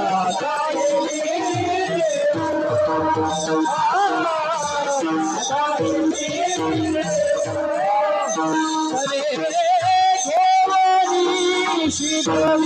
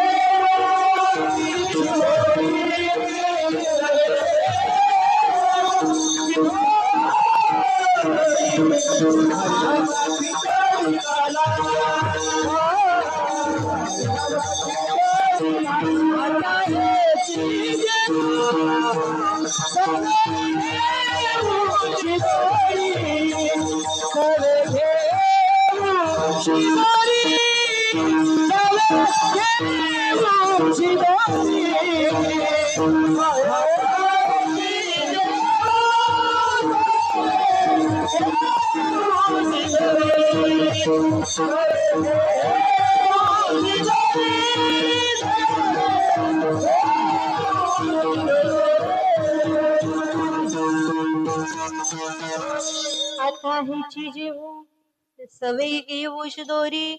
कृष्णाने सांगितलं आता आपल्याला हेच जेवण करायचंय आणि जे जेवण ना त्याची शिदोरी सोबत घ्यायचंय. आता शिदोरी सोबत न्यायची म्हटली कशा पद्धतीची न्यावी लागते? लवकर खराब होणारी की जास्त काळ टिकणारी? शिदोरी कळते ना तुम्हाला? आता जागोजागी हॉटेल झाले, आवश्यकता नाही लागत, नेली तरी परत येते शिदोरी. पूर्वीच्या काळी लोक प्रवासाला जायला निघाले, नातेवाईकांच्या घरी जायला निघाले ना, मग त्या नातेवाईकाला कसली भाजी आवडते? त्याला पनीरची आवडते, पनीरची घेऊन जाऊ. हा दुसरी नाही, त्यांना मेथीची भाजी आवडते, मेथीची. त्यांना बाजरीच्या भाकरी नाही, नाही यांना चपात्या आवडतात, आमच्याकडे तांदळाच्या भाकरी आवडतात. हा, आपण हे घेऊन जाऊ का? त्यांच्या आवडीची वस्तू घेऊन गेलो तर त्यांना आनंद वाटेल. आता त्या हलवाईनं दुकानामध्ये कधीतरी बनवलेल्या त्या मिठाई ज्या 10 दिवस जुन्या आहेत की 20 दिवस जुन्या आहेत की महिनाभर जुन्या आहेत आपल्याला काहीच कळत नाही, फ्रीझर मध्ये त्या फ्रीज करून ठेवलेल्या. आता आम्ही प्रवासाला निघालो ना, शिदोरी नाही त्या घेऊन जातो, पण पूर्वीच्या काही शिदोरी नेली जायची.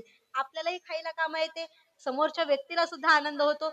आपल्याकरता हातानं बनवलंय तो आनंद, हा त्याला आनंद होतो. कृष्णानं सांगितलं म्हणे आपल्याला प्रवास करायचा आहे, आता आपण जेवण करू, कारण उपाशी पोटी प्रवासाला निघलं तर त्रास होण्याची शक्यता आहे. आपण जेवण करू, आपण ते साधन त्याचा अंगीकार करू बरं का. जेवण करू म्हणजे नुसतं जेवायचं नाही, जे साधन करण्याकरता आपण चाललोय ना त्या साधनाचा आधी अंगीकार करू. पंढरपूरला वारीत गेल्यानंतर माळ घालू नका. कधी घाला? कधी घाला? वारीत गेलो, 4 दिवस चाललो, ह्या सगळ्या वारकऱ्यांच्या गळ्यात माळ दिसतात, माझं गळा जरा म्हणून घालतात का? नाही, वारीत गेल्यानंतर माळ घालू नका, आधीच घाला, मग वारीत जा, मग आनंद कळेल. हा तसं ज्या साधनाचा आम्हाला अंगीकार करायचा आहे ना ते साधन आधी स्वीकारा आणि मग त्या वाटेकडे मार्गस्थ व्हा. त्या मार्गाकडे जात असताना, मार्गस्थ होत असताना त्या साधनाचा अंगीकार केलेला असायला हवा. हा आधी ते साधन अंगीकारलेलं असायला हवं. लग्न एकदम होतं का हो? आधी टिळा लावायचा कार्यक्रम होतो, हा साखरपुडा तो एकच बरं का. त्यातल्या त्यात सांगते, नाहीतर आजकाल बरेच उत्सव वाढले त्याच्यामध्ये. टिळा लावायचा कार्यक्रम होतो, नवऱ्या मुलाच्या नावानं त्या स्त्रीच्या त्या मुलीच्या गळ्यामध्ये एक पोत बांधली जाते. आधी काहीतरी अंगीकार केला, आधी कुळात स्वीकार केला, कुळामध्ये स्वीकार केल्यानंतर त्या व्यक्तीशी तिची गाठ बांधली गेली. आम्हाला परमात्म्याच्या कुळाचा स्वीकार करायचा आहे, आधी त्याच्या नावाची तुळशीमाळ गळ्यामध्ये धारण करायचंय, आधी त्याच्या नामाचं ते ब्रीद आमच्या अंतकरणात धारण करायचंय, त्याचं जेवण करायचं. आता हे जेवू, ते जेवण केलं की मग सवी घेऊ शिदोरी, आणि मग त्याच्या नामाची शिदोरी आम्हाला आमच्या सोबत घ्यायचे. प्रवासाला जाताना 2 गोष्टी लक्षात ठेवा. पहिली गोष्ट, आम्हाला निघताना वेळेत निघावं लागतं तर आम्ही प्रवासाला योग्य वेळेला पोहोचतो. गायी चारण्याकरता दुपारी 12 वाजता निघून उपयोग नाही. कधी जावं लागतं? कधी जावं लागतं? सकाळी सकाळी जावं लागतं.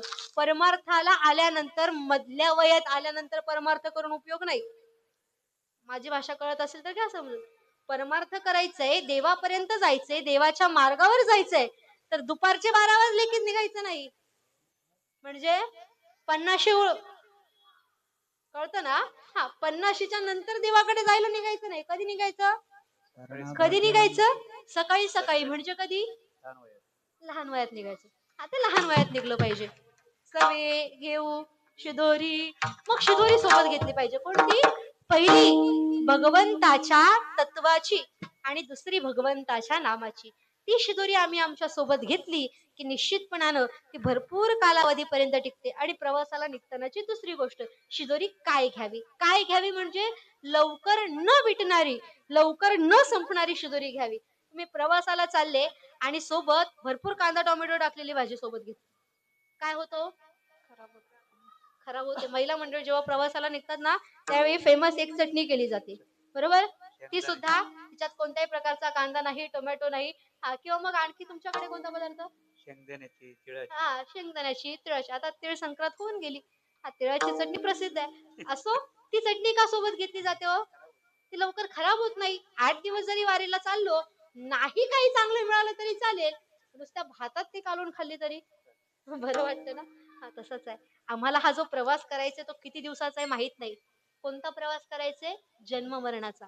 कोणता प्रवास करायचा? इहलोकापासून परलोकापर्यंतचा. कोणता प्रवास करायचाय? आत्मतत्वापासून परमात्म तत्वाचा प्रवास करायचा आहे. आणि हा प्रवास सोपा नाही. या प्रवासात हरिनामाचं जेवण करा, नामाचं ब्रीद अंगी बाळगा आणि मग त्या परमार्थामध्ये प्रवास करत असताना, या संसार सिंधूचं भ्रमण करत असताना नामाची शिदोरी सोबत घ्या. ती शिदोरी सोबत घेतली की निश्चितपणानं त्या प्रवासापर्यंत आम्हाला जाता येतं. रस्त्यात मिळणार नाही का हो काही? तो समृद्धी महामार्ग आहे. फक्त एवढाच, समृद्धीचा रस्ता चांगला आहे आणि आमचा मार्गाचा रस्ता जो आहे तो कसा आहे आम्हाला माहित नाही. त्या रस्त्यानं कधी गेलो नाही. जे गेले ते सांगण्याकरता शिल्लक राहिले नाही. हा, तो रस्ता कसा आहे आम्हाला माहित नाही. मग तुम्ही म्हणाला एखादं हॉटेल लागेल ना रस्त्याला, काहीतरी भाजी घेऊ, नुसत्या भाकरीसोबत घेऊ काहीतरी भाजी हॉटेलमधून, जमेल का? नाही जमणार. का माहितीये?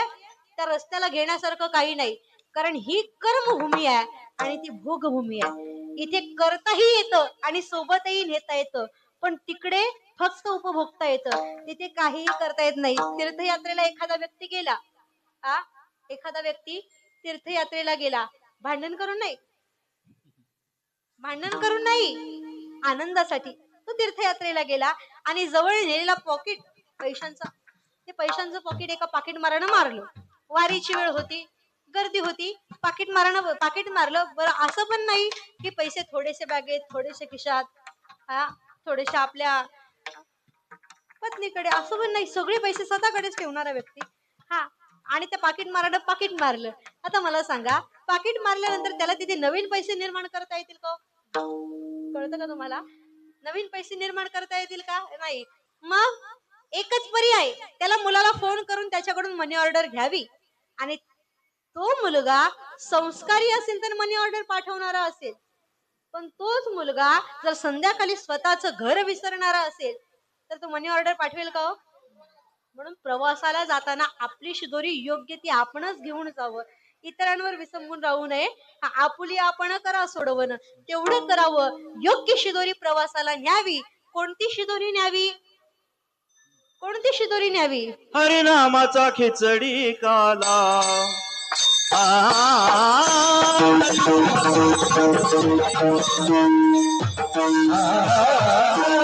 हरिनामाचा खिचडी काला हरिनामाचा खिचडी काला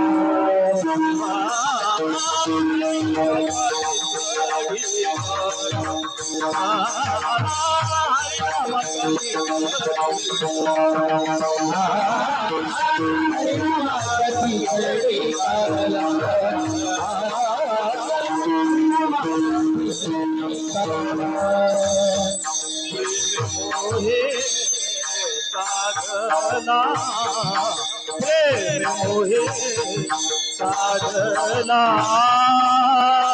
प्रेम मोहे साधना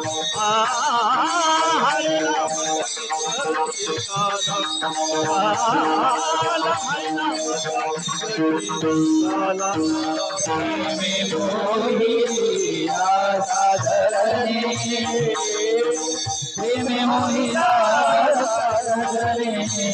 प्रेमे मोहिला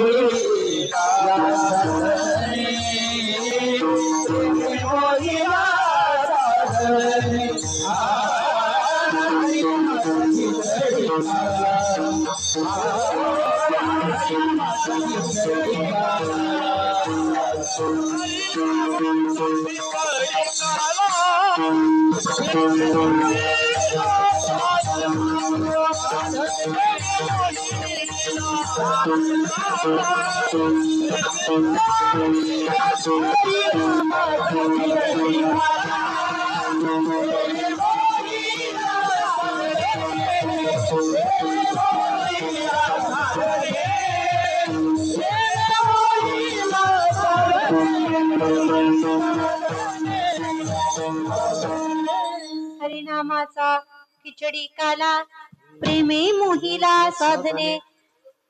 आम्हाला खिचडी करायचे. खिचडी काय काय टाकतात तो तिच्यामध्ये? उपवासाची नाही, हा भाताची खायची. मला सांगा, नुसतं भात टाकून खिचडी होते का? महिला मंडळ, काय काय टाकावं लागतं? आता सगळ्या भाज्या टाकल्या तरी चालेल, हा, पण निदान त्या खिचडीमध्ये हळद मीठ मसाला या गोष्टी गरजेच्या आहेत की नाही? जेव्हा त्या सगळ्या गोष्टींचं एकत्रित मिश्रण होतं त्याला काय म्हणतात? इतर वेळी भात आणि भाजी कालवावी लागते. त्याला खिचडी म्हणत नाही. हा, भात आणि भाजी कालवून खावं लागतं त्याला खिचडी म्हणत नाही. पण जेव्हा हे सगळं एकत्र येतं तेव्हा त्याला काय म्हणतात? खिचडी. तशी आम्हाला हरिनामाची खिचडी करायची. कशी करायची? कथा त्रिवेणी संगम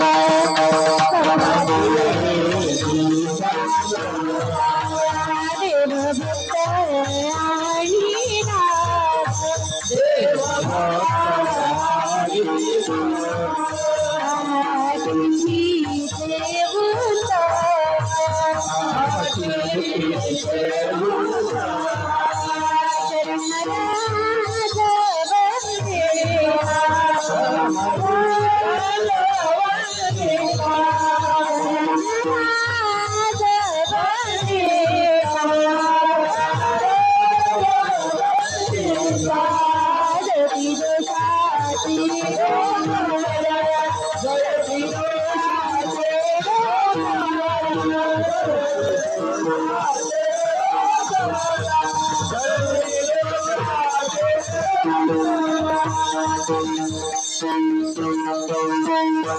कथा त्रिवेणी संगम देवभक्त आणि नाम तिथीचे उत्तम चरणरच वंदिता.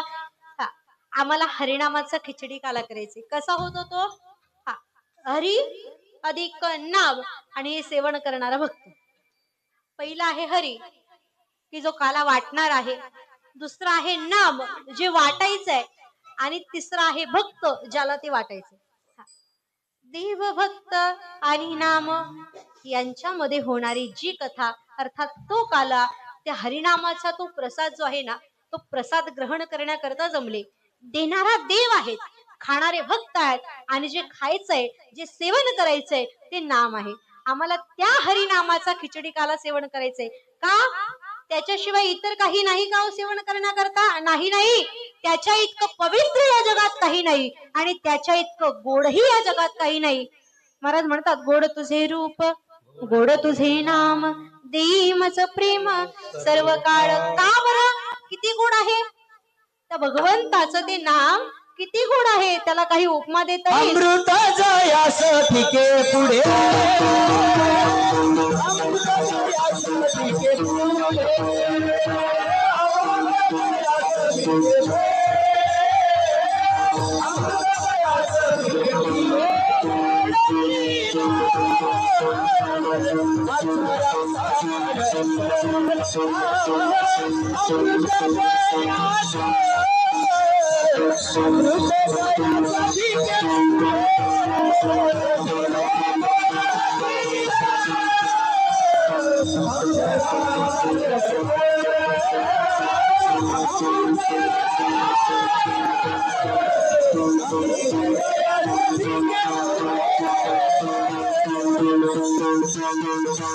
जिवे गोड तीन अक्षरांचा रस अमृत जयास फिके पुढे. फक्त 3 अक्षरांना निर्माण होणारा रस आहे. किती गोड आहे माहितीये? काही जण प्रमाण देतील, अमृताहुनी गोड नाम तुझे देवा. पण प्रमाण काय होतं? अमृत जयास फिके पुढे. अमृत सुद्धा ज्याच्या पुढे फिकं पडतं ना, इतका तो गोड रस आहे, आणि इतका असणारा तो गोड रस त्या भगवंताच्या नामात आहे. आणि म्हणून अशा नामाचा, तो हरिनामाचा तो खिचडी काला आम्हाला सेवन करायचंय. कसं सेवन करायचंय? त्याची काहीतरी प्रक्रिया, तो हरिनामाचा रस सेवन करण्याची काहीतरी प्रक्रिया असेल ना. काय प्रक्रिया आहे? तो रस आम्हाला कसा सेवन करायचे? चवी घेऊ घास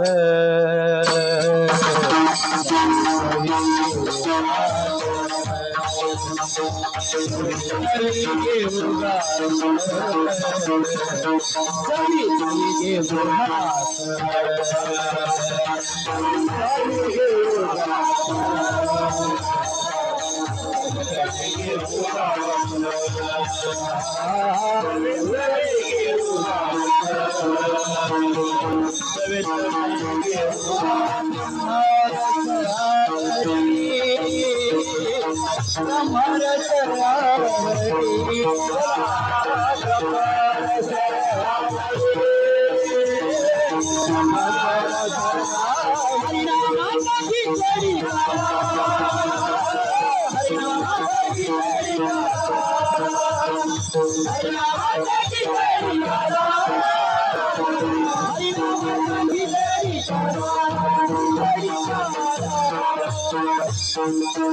कवी घेऊ घास ब्रह्मरसावडी. एकदा चवीनं त्या ब्रह्मरसाचं सेवन करायला सुरुवात केली की काय होतं, गोडी लागते. किती गोडी लागते, एकदा गोड लागलेली वस्तू पुन्हा पुन्हा मागून घेतली लागते. तो का म्हणे गोड लागे तो मागे रसना. ज्याला ज्याला गोड लागायला लागले ते परत मागायला लागले. आणि जशी जशी गोडी वाढत गेली ना तशी तशी त्या गोष्टीची मागणी वाढत गेली. कोणती गोष्ट होती, कोणतं नाम होतं, विठोबा.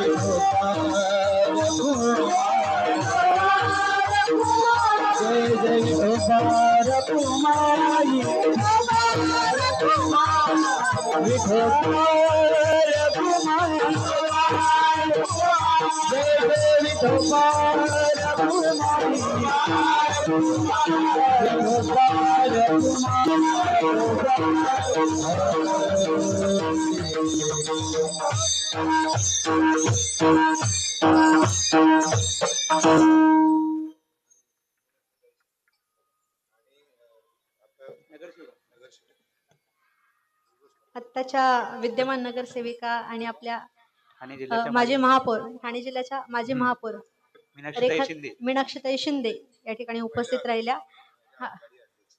आणि महिला आघाडीच्या अध्यक्ष असो, आमची आघाडी सुद्धा फार मोठी झाली.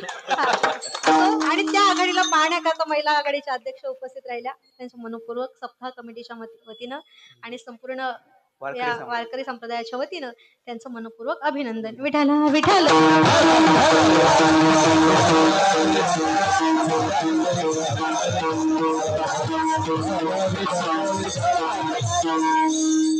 आता आपल्याला फार मोठ्या नेत्याचं अभिनंदन करण्याकरता आता थांबायचं बरं का. आता सगळं झालं, फक्त मोजकं झालं. आता सारभूत जे ते ऐकायचं. काल्याचं कीर्तन म्हटलं की फक्त एकच ऐकायचं, चरित्र ते उच्चारावे केले देवे गोकुळी. का ऐकावं कारण ते उत्तम चरित्र आहे. त्याचं चरित्र ऐकावं कारण त्याच्यासारखं चरित्र घडवणारा जगात कोणी नाही. आणि त्याचं चरित्र ऐकावं कारण 16 सहस्त्र नारी भोगून सुद्धा तो ब्रह्मचारी आहे. म्हणून त्याचं काय आहे त्या कृष्ण चरित्रामध्ये, फार काही नाही. पण त्या कृष्ण चरित्रामध्ये जे आहे ना ते जगाच्या पाठीवर कुठेच शोधून सापडत नाही. आमचे सर्व संत त्या देवाला नमन करतात. देवाधी देवा जगत्रय जीवा.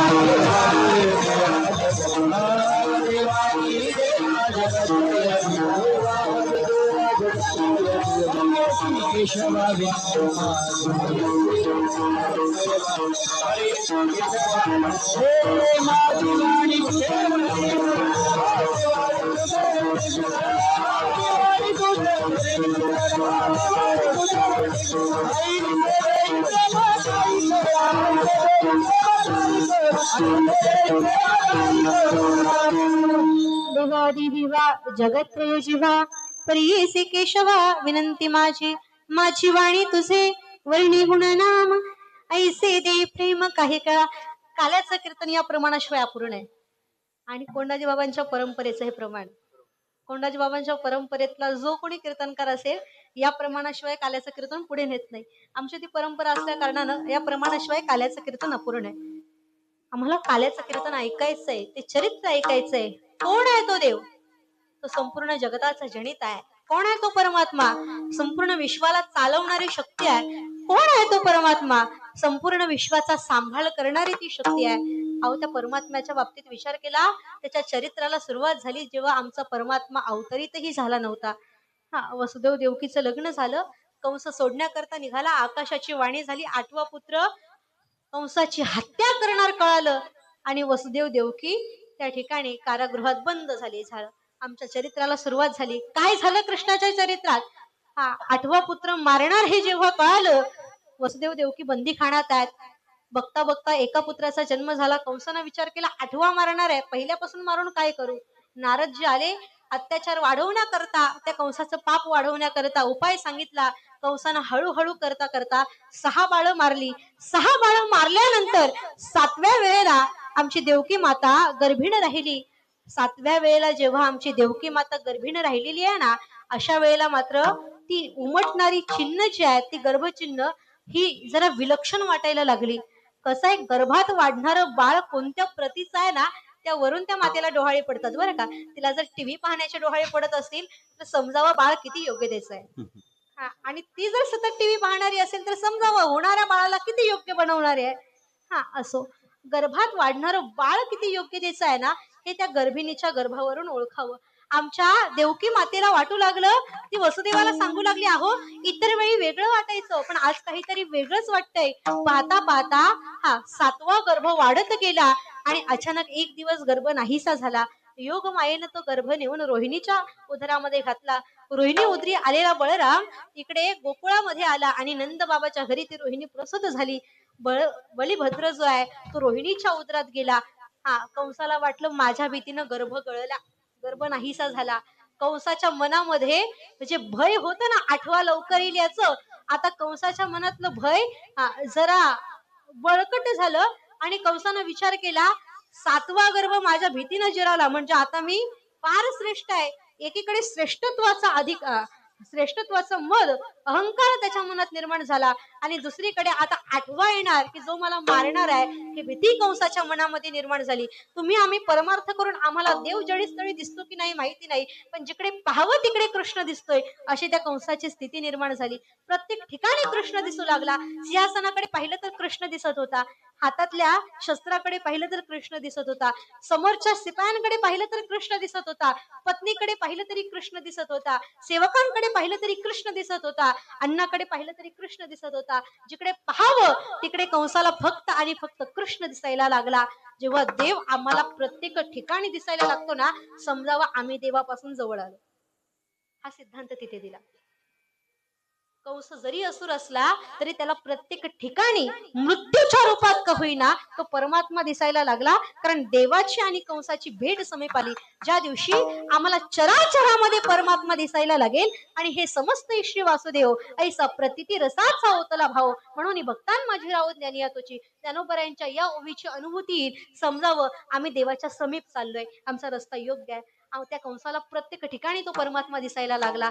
आता मात्र एकीकडे भय आणि एकीकडे अहंकार दोन्ही कंसाच्या चित्तवृत्तीवर आरूढ झाले. इकडे कंस विचार करतोय कधी एकदा 8व्यांदा ती गर्भिण होते आणि कधी त्या 8व्या पुत्राला, त्या 8व्या गर्भाला मी मारतोय. इकडे पाहता पाहता देवानं विचार केला. देवानं लक्ष्मी मातेला सांगितलं, देवानं मायेला सांगितलं, म्हणे हे बघ, जेव्हा योग माया भगवंताकडे आली त्यावेळेला भगवंतानं सांगितलं, हे बघ माझा जन्म झाल्यानंतर मी गोकुळामध्ये जाणार आहे, पण मला गोकुळामध्ये पाठवण्याकरता तुझं सहाय्य लागणार आहे. काय कर म्हणे, काही नको, तू एकच काम कर, यशोदा मातेच्या गर्भामध्ये जाऊन स्थापित हो. मी इकडे देवकी मातेच्या गर्भात जातो. योग माया यशोदा मातेच्या गर्भामध्ये स्थापित झालेली आहे आणि आमचा परमात्मा देवकी मातेच्या गर्भामध्ये स्थापित झाला. पाहता पाहता 8 महिने गेले, 9वा महिना सरत चालला आणि मग एक दिवशी आमच्या देवकी मातेला प्रसूतीची वेळ जवळ आली. इकडे कंसानं सगळीकडे आपल्या भाषेतली सिक्युरिटी टाईट केली होती. सिक्युरिटी टाईट केली, म्हणे कधी एकदा येईल सांगता येत नाही. आणि कधी प्रसूती होईल सांगता येत नाही. आता सांगावं लागत नाही, आता तारीख ठरवली जाते. आता सांगावं लागत नाही. पूर्वीच्या काळी कधी प्रसूती होईल हे सांगता येत नव्हतं आणि नेमकं प्रसूतीची वेळ जवळ आली. लक्षात ठेवा, परमात्मा जिथे आला ना तिथे आम्हाला इतर कोणी आमची सिक्युरिटी करावी किंवा इतर कोणी आमचं रक्षण करावं याची आवश्यकता लागत नाही. आमच्या परमात्म्याचा जन्म झाला आणि लक्षात ठेवा, देव जेव्हा जवळ येतो त्यावेळी आपल्यावर असणारी संकट वाढतात. तुम्ही म्हणाल देव जवळ आला की संकट कमी होतात, नाही. जेव्हा देव आमच्या जवळ येतो तेव्हा आमच्या जवळची संकट वाढायला लागतात. जेव्हा देव आमच्या समीप येतो त्यावेळेला आमची शक्ती ही कमी व्हायला लागते, देव आल्यानंतर ती वाढते. जेव्हा देव आमच्या जवळ येतो त्यावेळेला आमच्या भक्तीची परीक्षा ही सीमेवर जाऊन पोहोचते. आमचा परमात्मा जन्माला येणार आहे. सगळ्यांना झोप लागली, आमच्या परमात्म्याचा जन्म झाला. परमात्म्याचा जन्म झाल्यानंतर परमात्मा काही तुमच्या माझ्या बाळासारखा लहान आला नाही हो. हा एवढा मोठा परमात्मा पाहून देवकी माता म्हणते, अरे तू इतका मोठा, तुला पाहून कोणी म्हणणार नाही तुझा जन्म आता झालाय. म्हणे असं करू नको, मला मातृत्वाचं सुख उपभोगू दे, लहान हो. मातेच्या आज्ञेवरून मातृ आज्ञा शिरसावंदे म्हणून परमात्मा लहान झाला. आमचा कृष्ण परमात्मा लहान झाला आणि सांगितलं, एकच काम करा बाबा, मला इथे ठेवू नका, तुम्ही एकच काम करा. काय नंदाच्या घरा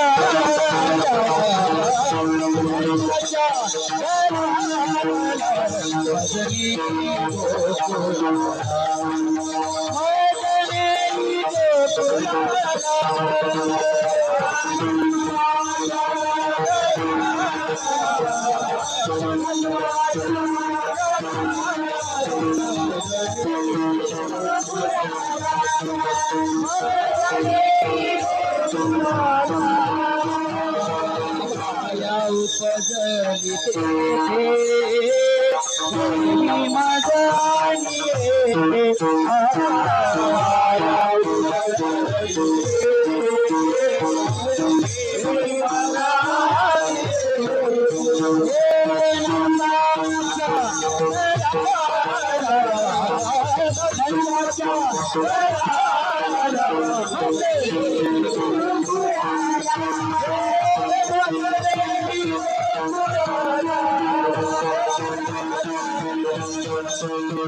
नंदाच्या घराला मजनी गोकुळाला. हा म्हणे बाबा मला नंदबाबाच्या घराला नेऊन सोड. काय करा, तिथे नेऊन सोडल्यानंतर तिथे मायेचा जन्म झालेला आहे, मायेला इकडे आणा. कृष्ण परमात्मा गोकुळात जाणार आणि गोकुळातली माया मथुरेत येणार. आमच्या भगवंताला ज्या वेळेला असं प्रश्न पडला, भगवंतानं सांगितलं, वसुदेवाला प्रश्न पडला, म्हणे हातामध्ये बंधन आहेत, कसं काय घेऊन जाणार. त्यानं परमात्म्याला उचललं, हातातली बंधनं आपोआप गडी उचललीला कमळापती, पायीची बंधने गळती. देव हातात आला की बंधनं सुटली जातात. भगवंताला घेतलं, यमुनेच्या त्या पात्रातून त्या ठिकाणी पलीकडे चाललेले आहेत. स्त्रीचं जसं मधलं भांग असतं ना, आमची यमुना माता दुभागली. आधी एवढा मोठा पूर आला, भगवंताच्या चरणाचा स्पर्श होत नाही तोपर्यंत ती थांबत नाही. पाहता पाहता आमच्या परमात्म्यानं त्या टोपलीमधून थोडस पाय बाहेर काढला आणि मग त्या यमुना मातेला त्याचा स्पर्श झाला, पायाचं दर्शन घेतलं, यमुना माता दुभागली. परमात्म्याला जाण्याकरता रस्ता मिळाला. परमात्मा त्या बाजूला गेले, गोकुळामध्ये नेऊन परमात्म्याला ठेवलं आणि तिथली माया डोक्यावर घेतली. जेव्हा वसुदेव माया डोक्यावर घेऊन पुन्हा मथुरेमध्ये आला ना, आधी भगवंत उचलला तेव्हा ती बंधनं गळाली, पण माया हातात आली, शेवटी बंधनं जोडली गेली, पुन्हा स्वस्वरूपाला आला. विठ्ठल विठ्ठल.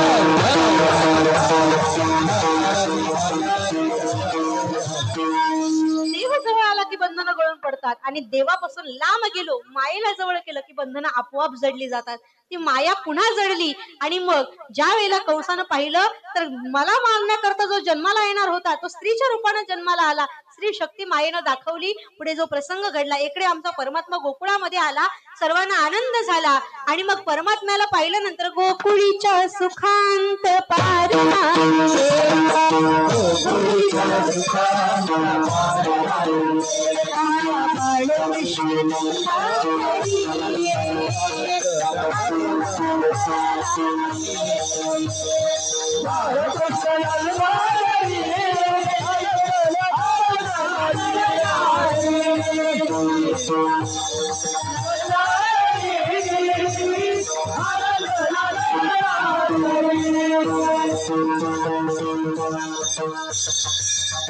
आनंद फार आहे, फक्त वेळ कमी आहे. आमचा बाळकृष्ण नंदाच्या घराला आला, सगळ्यांना आनंद झाला, प्रत्येक जण देवाला पाहण्याकरता येऊ लागले.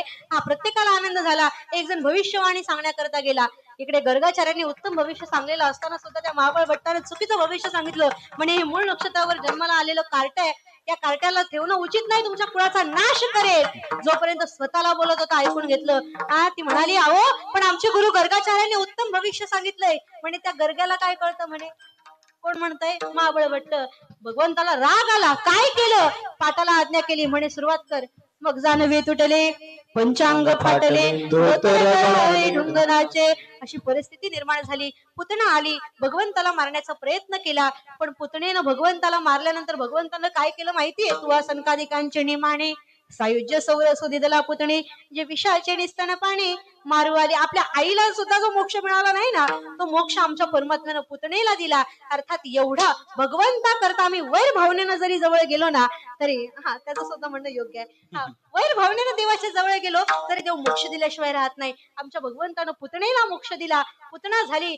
अनेक जण आमच्या भगवंताला पाहण्याकरता येऊ लागले. सगळ्या गवळणी गोकुळामध्ये आनंदित झाल्या आणि मग एक जण दुसरीला सांगायला लागली, म्हणे अगं काल मी त्या नंदाच्या बाळाला पाहण्याकरता पाहिला पाहिला नंदाचा नंदन, पाहिला पाहिला नंदाचा नंदन, पाहिला पाहिला नंदाचा नंदन, पाहिला पाहिला नंदाचा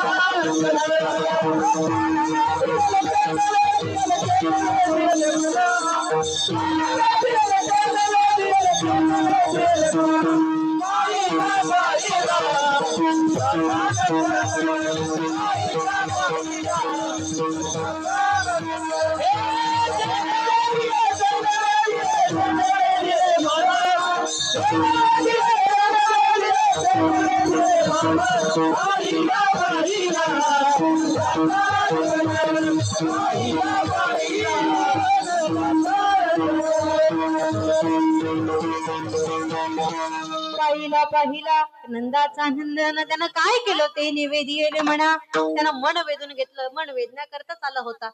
10 इंद्रिय आणि 11 मन जेव्हा स्थिर होतं तेव्हा तो परमात्मा त्या ठिकाणी येतो. मन वेधण्याकरता आला होता. जे जे यायचे ना त्याला पाहून मंत्रमुग्ध व्हायची. हा, आता त्या किती गवळणी आल्या, पाहून काय झालं एवढं सांगत नाही, पण त्या गवळणी आल्या, जसं जसं त्याला पाहून आनंद व्हायला लागला ना तशा तशा थोडासा मोठा होत गेला. मग गवळणींनी गारणं सांगायला सुरुवात केली. आधी रांगायला लागला तेव्हा आनंद झाला. रांगत रंगणी चोरीत लोणी, रांगतोय आणि मग चोऱ्या करतोय तोपर्यंत त्या बऱ्या वाटतात. पण जेव्हा चालायला लागेल आणि चोऱ्या करायची सुरुवात होईल ना तेव्हा मात्र त्या चोऱ्या बऱ्या वाटत नाहीत. आमचा परमात्मा गोकुळामध्ये चोऱ्या करायला सुरुवात केली. बरं कशाची चोरी केली? आमच्या गोपींच्या चित्ताची चोरी केली.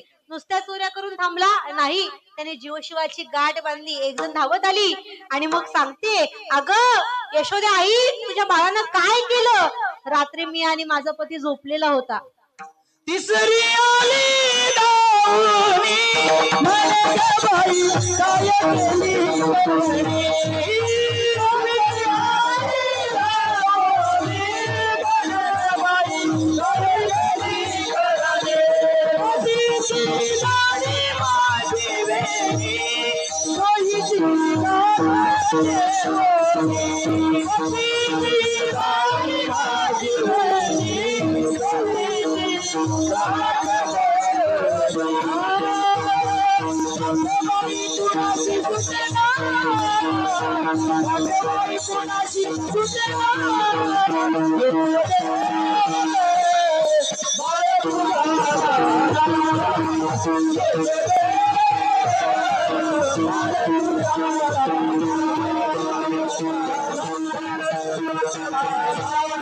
ती धावत आली म्हणे, अगं काय करावं, माझा पती आणि मी झोपलेलो होतो. हा, याला फक्त थोडस दम भरला होता म्हणे, दम. हा आला आणि माझ्या पतीच्या दाढीची आणि माझ्या वेणीची गाठ बांधली. काय करावं? भरपूर खोड्या झाल्या कृष्णाच्या, भरपूर खोड्या. एक जण आली म्हणे, यशोदे आता कृष्णाला सांग, आम्ही गोकुळात राहू की नको राहू? अरे याने आमच्या सगळ्या सुनांना सुद्धा नाचवून टाकलंय रे, काय करू? यशोदे कृष्णाशी सांगावे, गोकुळी राहावे का? हा, आता काय करावं? यशोदा माता सुद्धा कंटाळली म्हणे, कृष्णा फार झालं रे तुझं. खोडे नको करू माझे बाबा,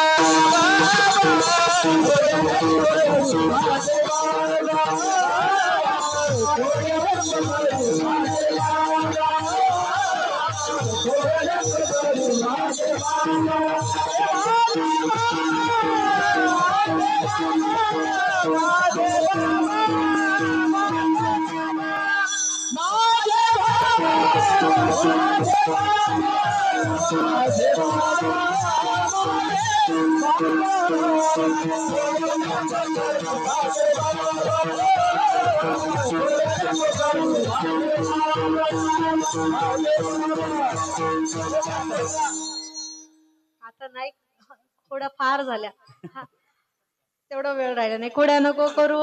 हा, यशोदा सांगते, फार खोड्या झाल्या म्हणे, आता आपलं काम करायला सुरुवात कर. काय कर? उद्या राणाला जा. कृष्णानं सांगितलं उद्या जाईन मी राहणार सवे घेऊन गोदना. गाई गोपाळांना जमवलं. कृष्ण परमात्मा गाई गोपाळ घेऊन वनामध्ये गेलेला आहे. गाई इकडे चरतायत. कृष्णानं सांगितलं आपण काय करायचं, असं नाही त्यांना धरून ठेवायला लागायचं. पूर्वीच्या काळी गाई रवंत करत बसायच्या, चरायच्या आणि इकडे मात्र सगळे खेळ खेळायचे. आमचा कृष्ण परमात्मा सगळ्या गोपाळांसमवेत त्यांना खेळायची सुरुवात केली.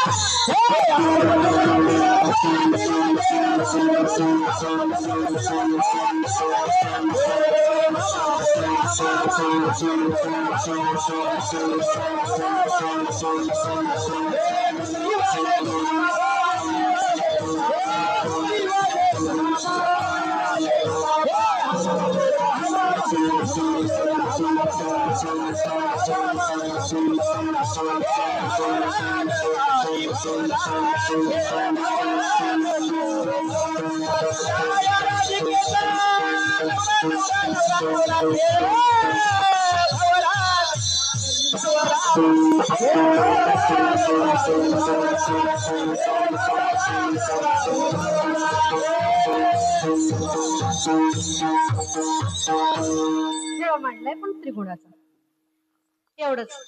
त्यांना त्रिगुणाचा खेळ म्हटला. सत्व रजतम या तिन्हींच्या पलीकडे नेऊन ठेवलं असं आमच्या परमात्म्यानं त्या गोपाळांना केलं.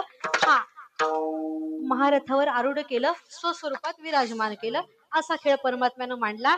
आणि मग तो खेळ खेळता खेळता गोपाळांनी सांगितलं म्हणे कृष्णा फार झालं रे. खांदी भार पोटी भूक सगळ्यांनाच लागली. काय खेळायचे सुख. आता सगळ्यांना भूक लागली. खेळण्यामध्ये काही सुख वाटत नाही. जे खेळतात त्यांना सुख वाटतं, पाहणाऱ्यांना सुख वाटत नाही. म्हणजे आता काय करावं. पोटामध्ये भूक आहे, खांद्यावर भार आहे, कधी संपेल याची चिंता आहे. आता काही खेळण्यामध्ये रस वाटत नाही. कृष्ण आता एक कर म्हणे शिदोऱ्या सोड. आता शिदोऱ्या सोडू आणि पहिल्यांदा काहीतरी ग्रहण करू तेव्हा बरं वाटेल. कृष्णानं सांगितलं अट आहे सगळ्यांच्या शिदोऱ्या एकत्र करा. काही श्रीमंत होते, काही गरीब होते, कोणालाही भेदभाव वाटायला नको. सगळ्यांनी शिदोऱ्या एकत्र केल्या. कृष्णानं त्या कालवल्या. कृष्ण मध्यभागी उभा राहिला. सगळ्यांना शिदोऱ्या त्या ठिकाणी सभोवताली उभं केलं आणि स्वतःच्या हातानं परमात्म्यानं सगळ्यांना ती शिदोरी दिली. आणि मग याचं वर्णन आमच्या संतांनी केलं. भानुदास गीती गात प्रसाद देतो पंढरीनाथ. मग त्या ठिकाणी सांगितलं म्हणे कृष्णा फार झालं, आता एकच कर झाली आता वेळ म्हणती आनंदी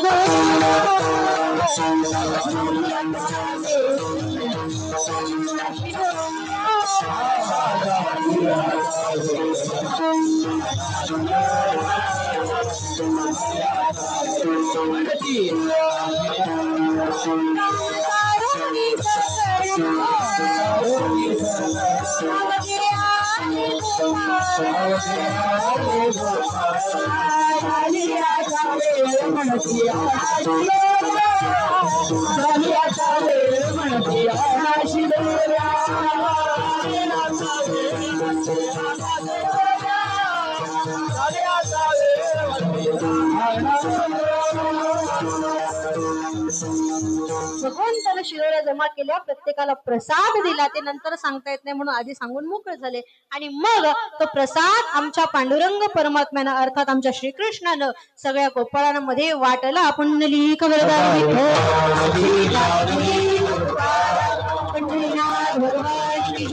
माऊली ज्ञानेश्वर महाराज की जय. असो तो प्रसाद परमात्म्यानं त्या गोपाळांना दिला. अतिसामान्य होते पण इतरांना मिळत नाही, त्या गवळ्यांना मिळालं. योगिया मुनिजन ध्यानी ते सुख आसनी शयनी. योग्यांना ध्यानात सुद्धा मिळत नाही ते सुख आमच्या गोपाळांना तिथे मिळालं. आणि मग गोपाळांनी त्या सुखाचा अनुभव घेतला. आता दहीहंडीचा अभंग होईल आणि त्याच्यानंतर पुढचं आधी ज्ञानेश्वर माऊलीचं भजन घेऊ. ज्ञानेश्वर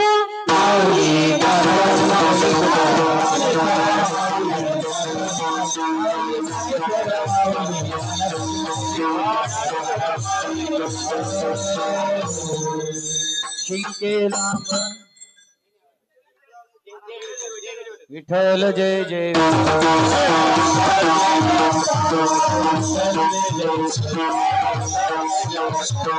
नामविले दोरी होतो तिघाचे मेवरी वारी दोरी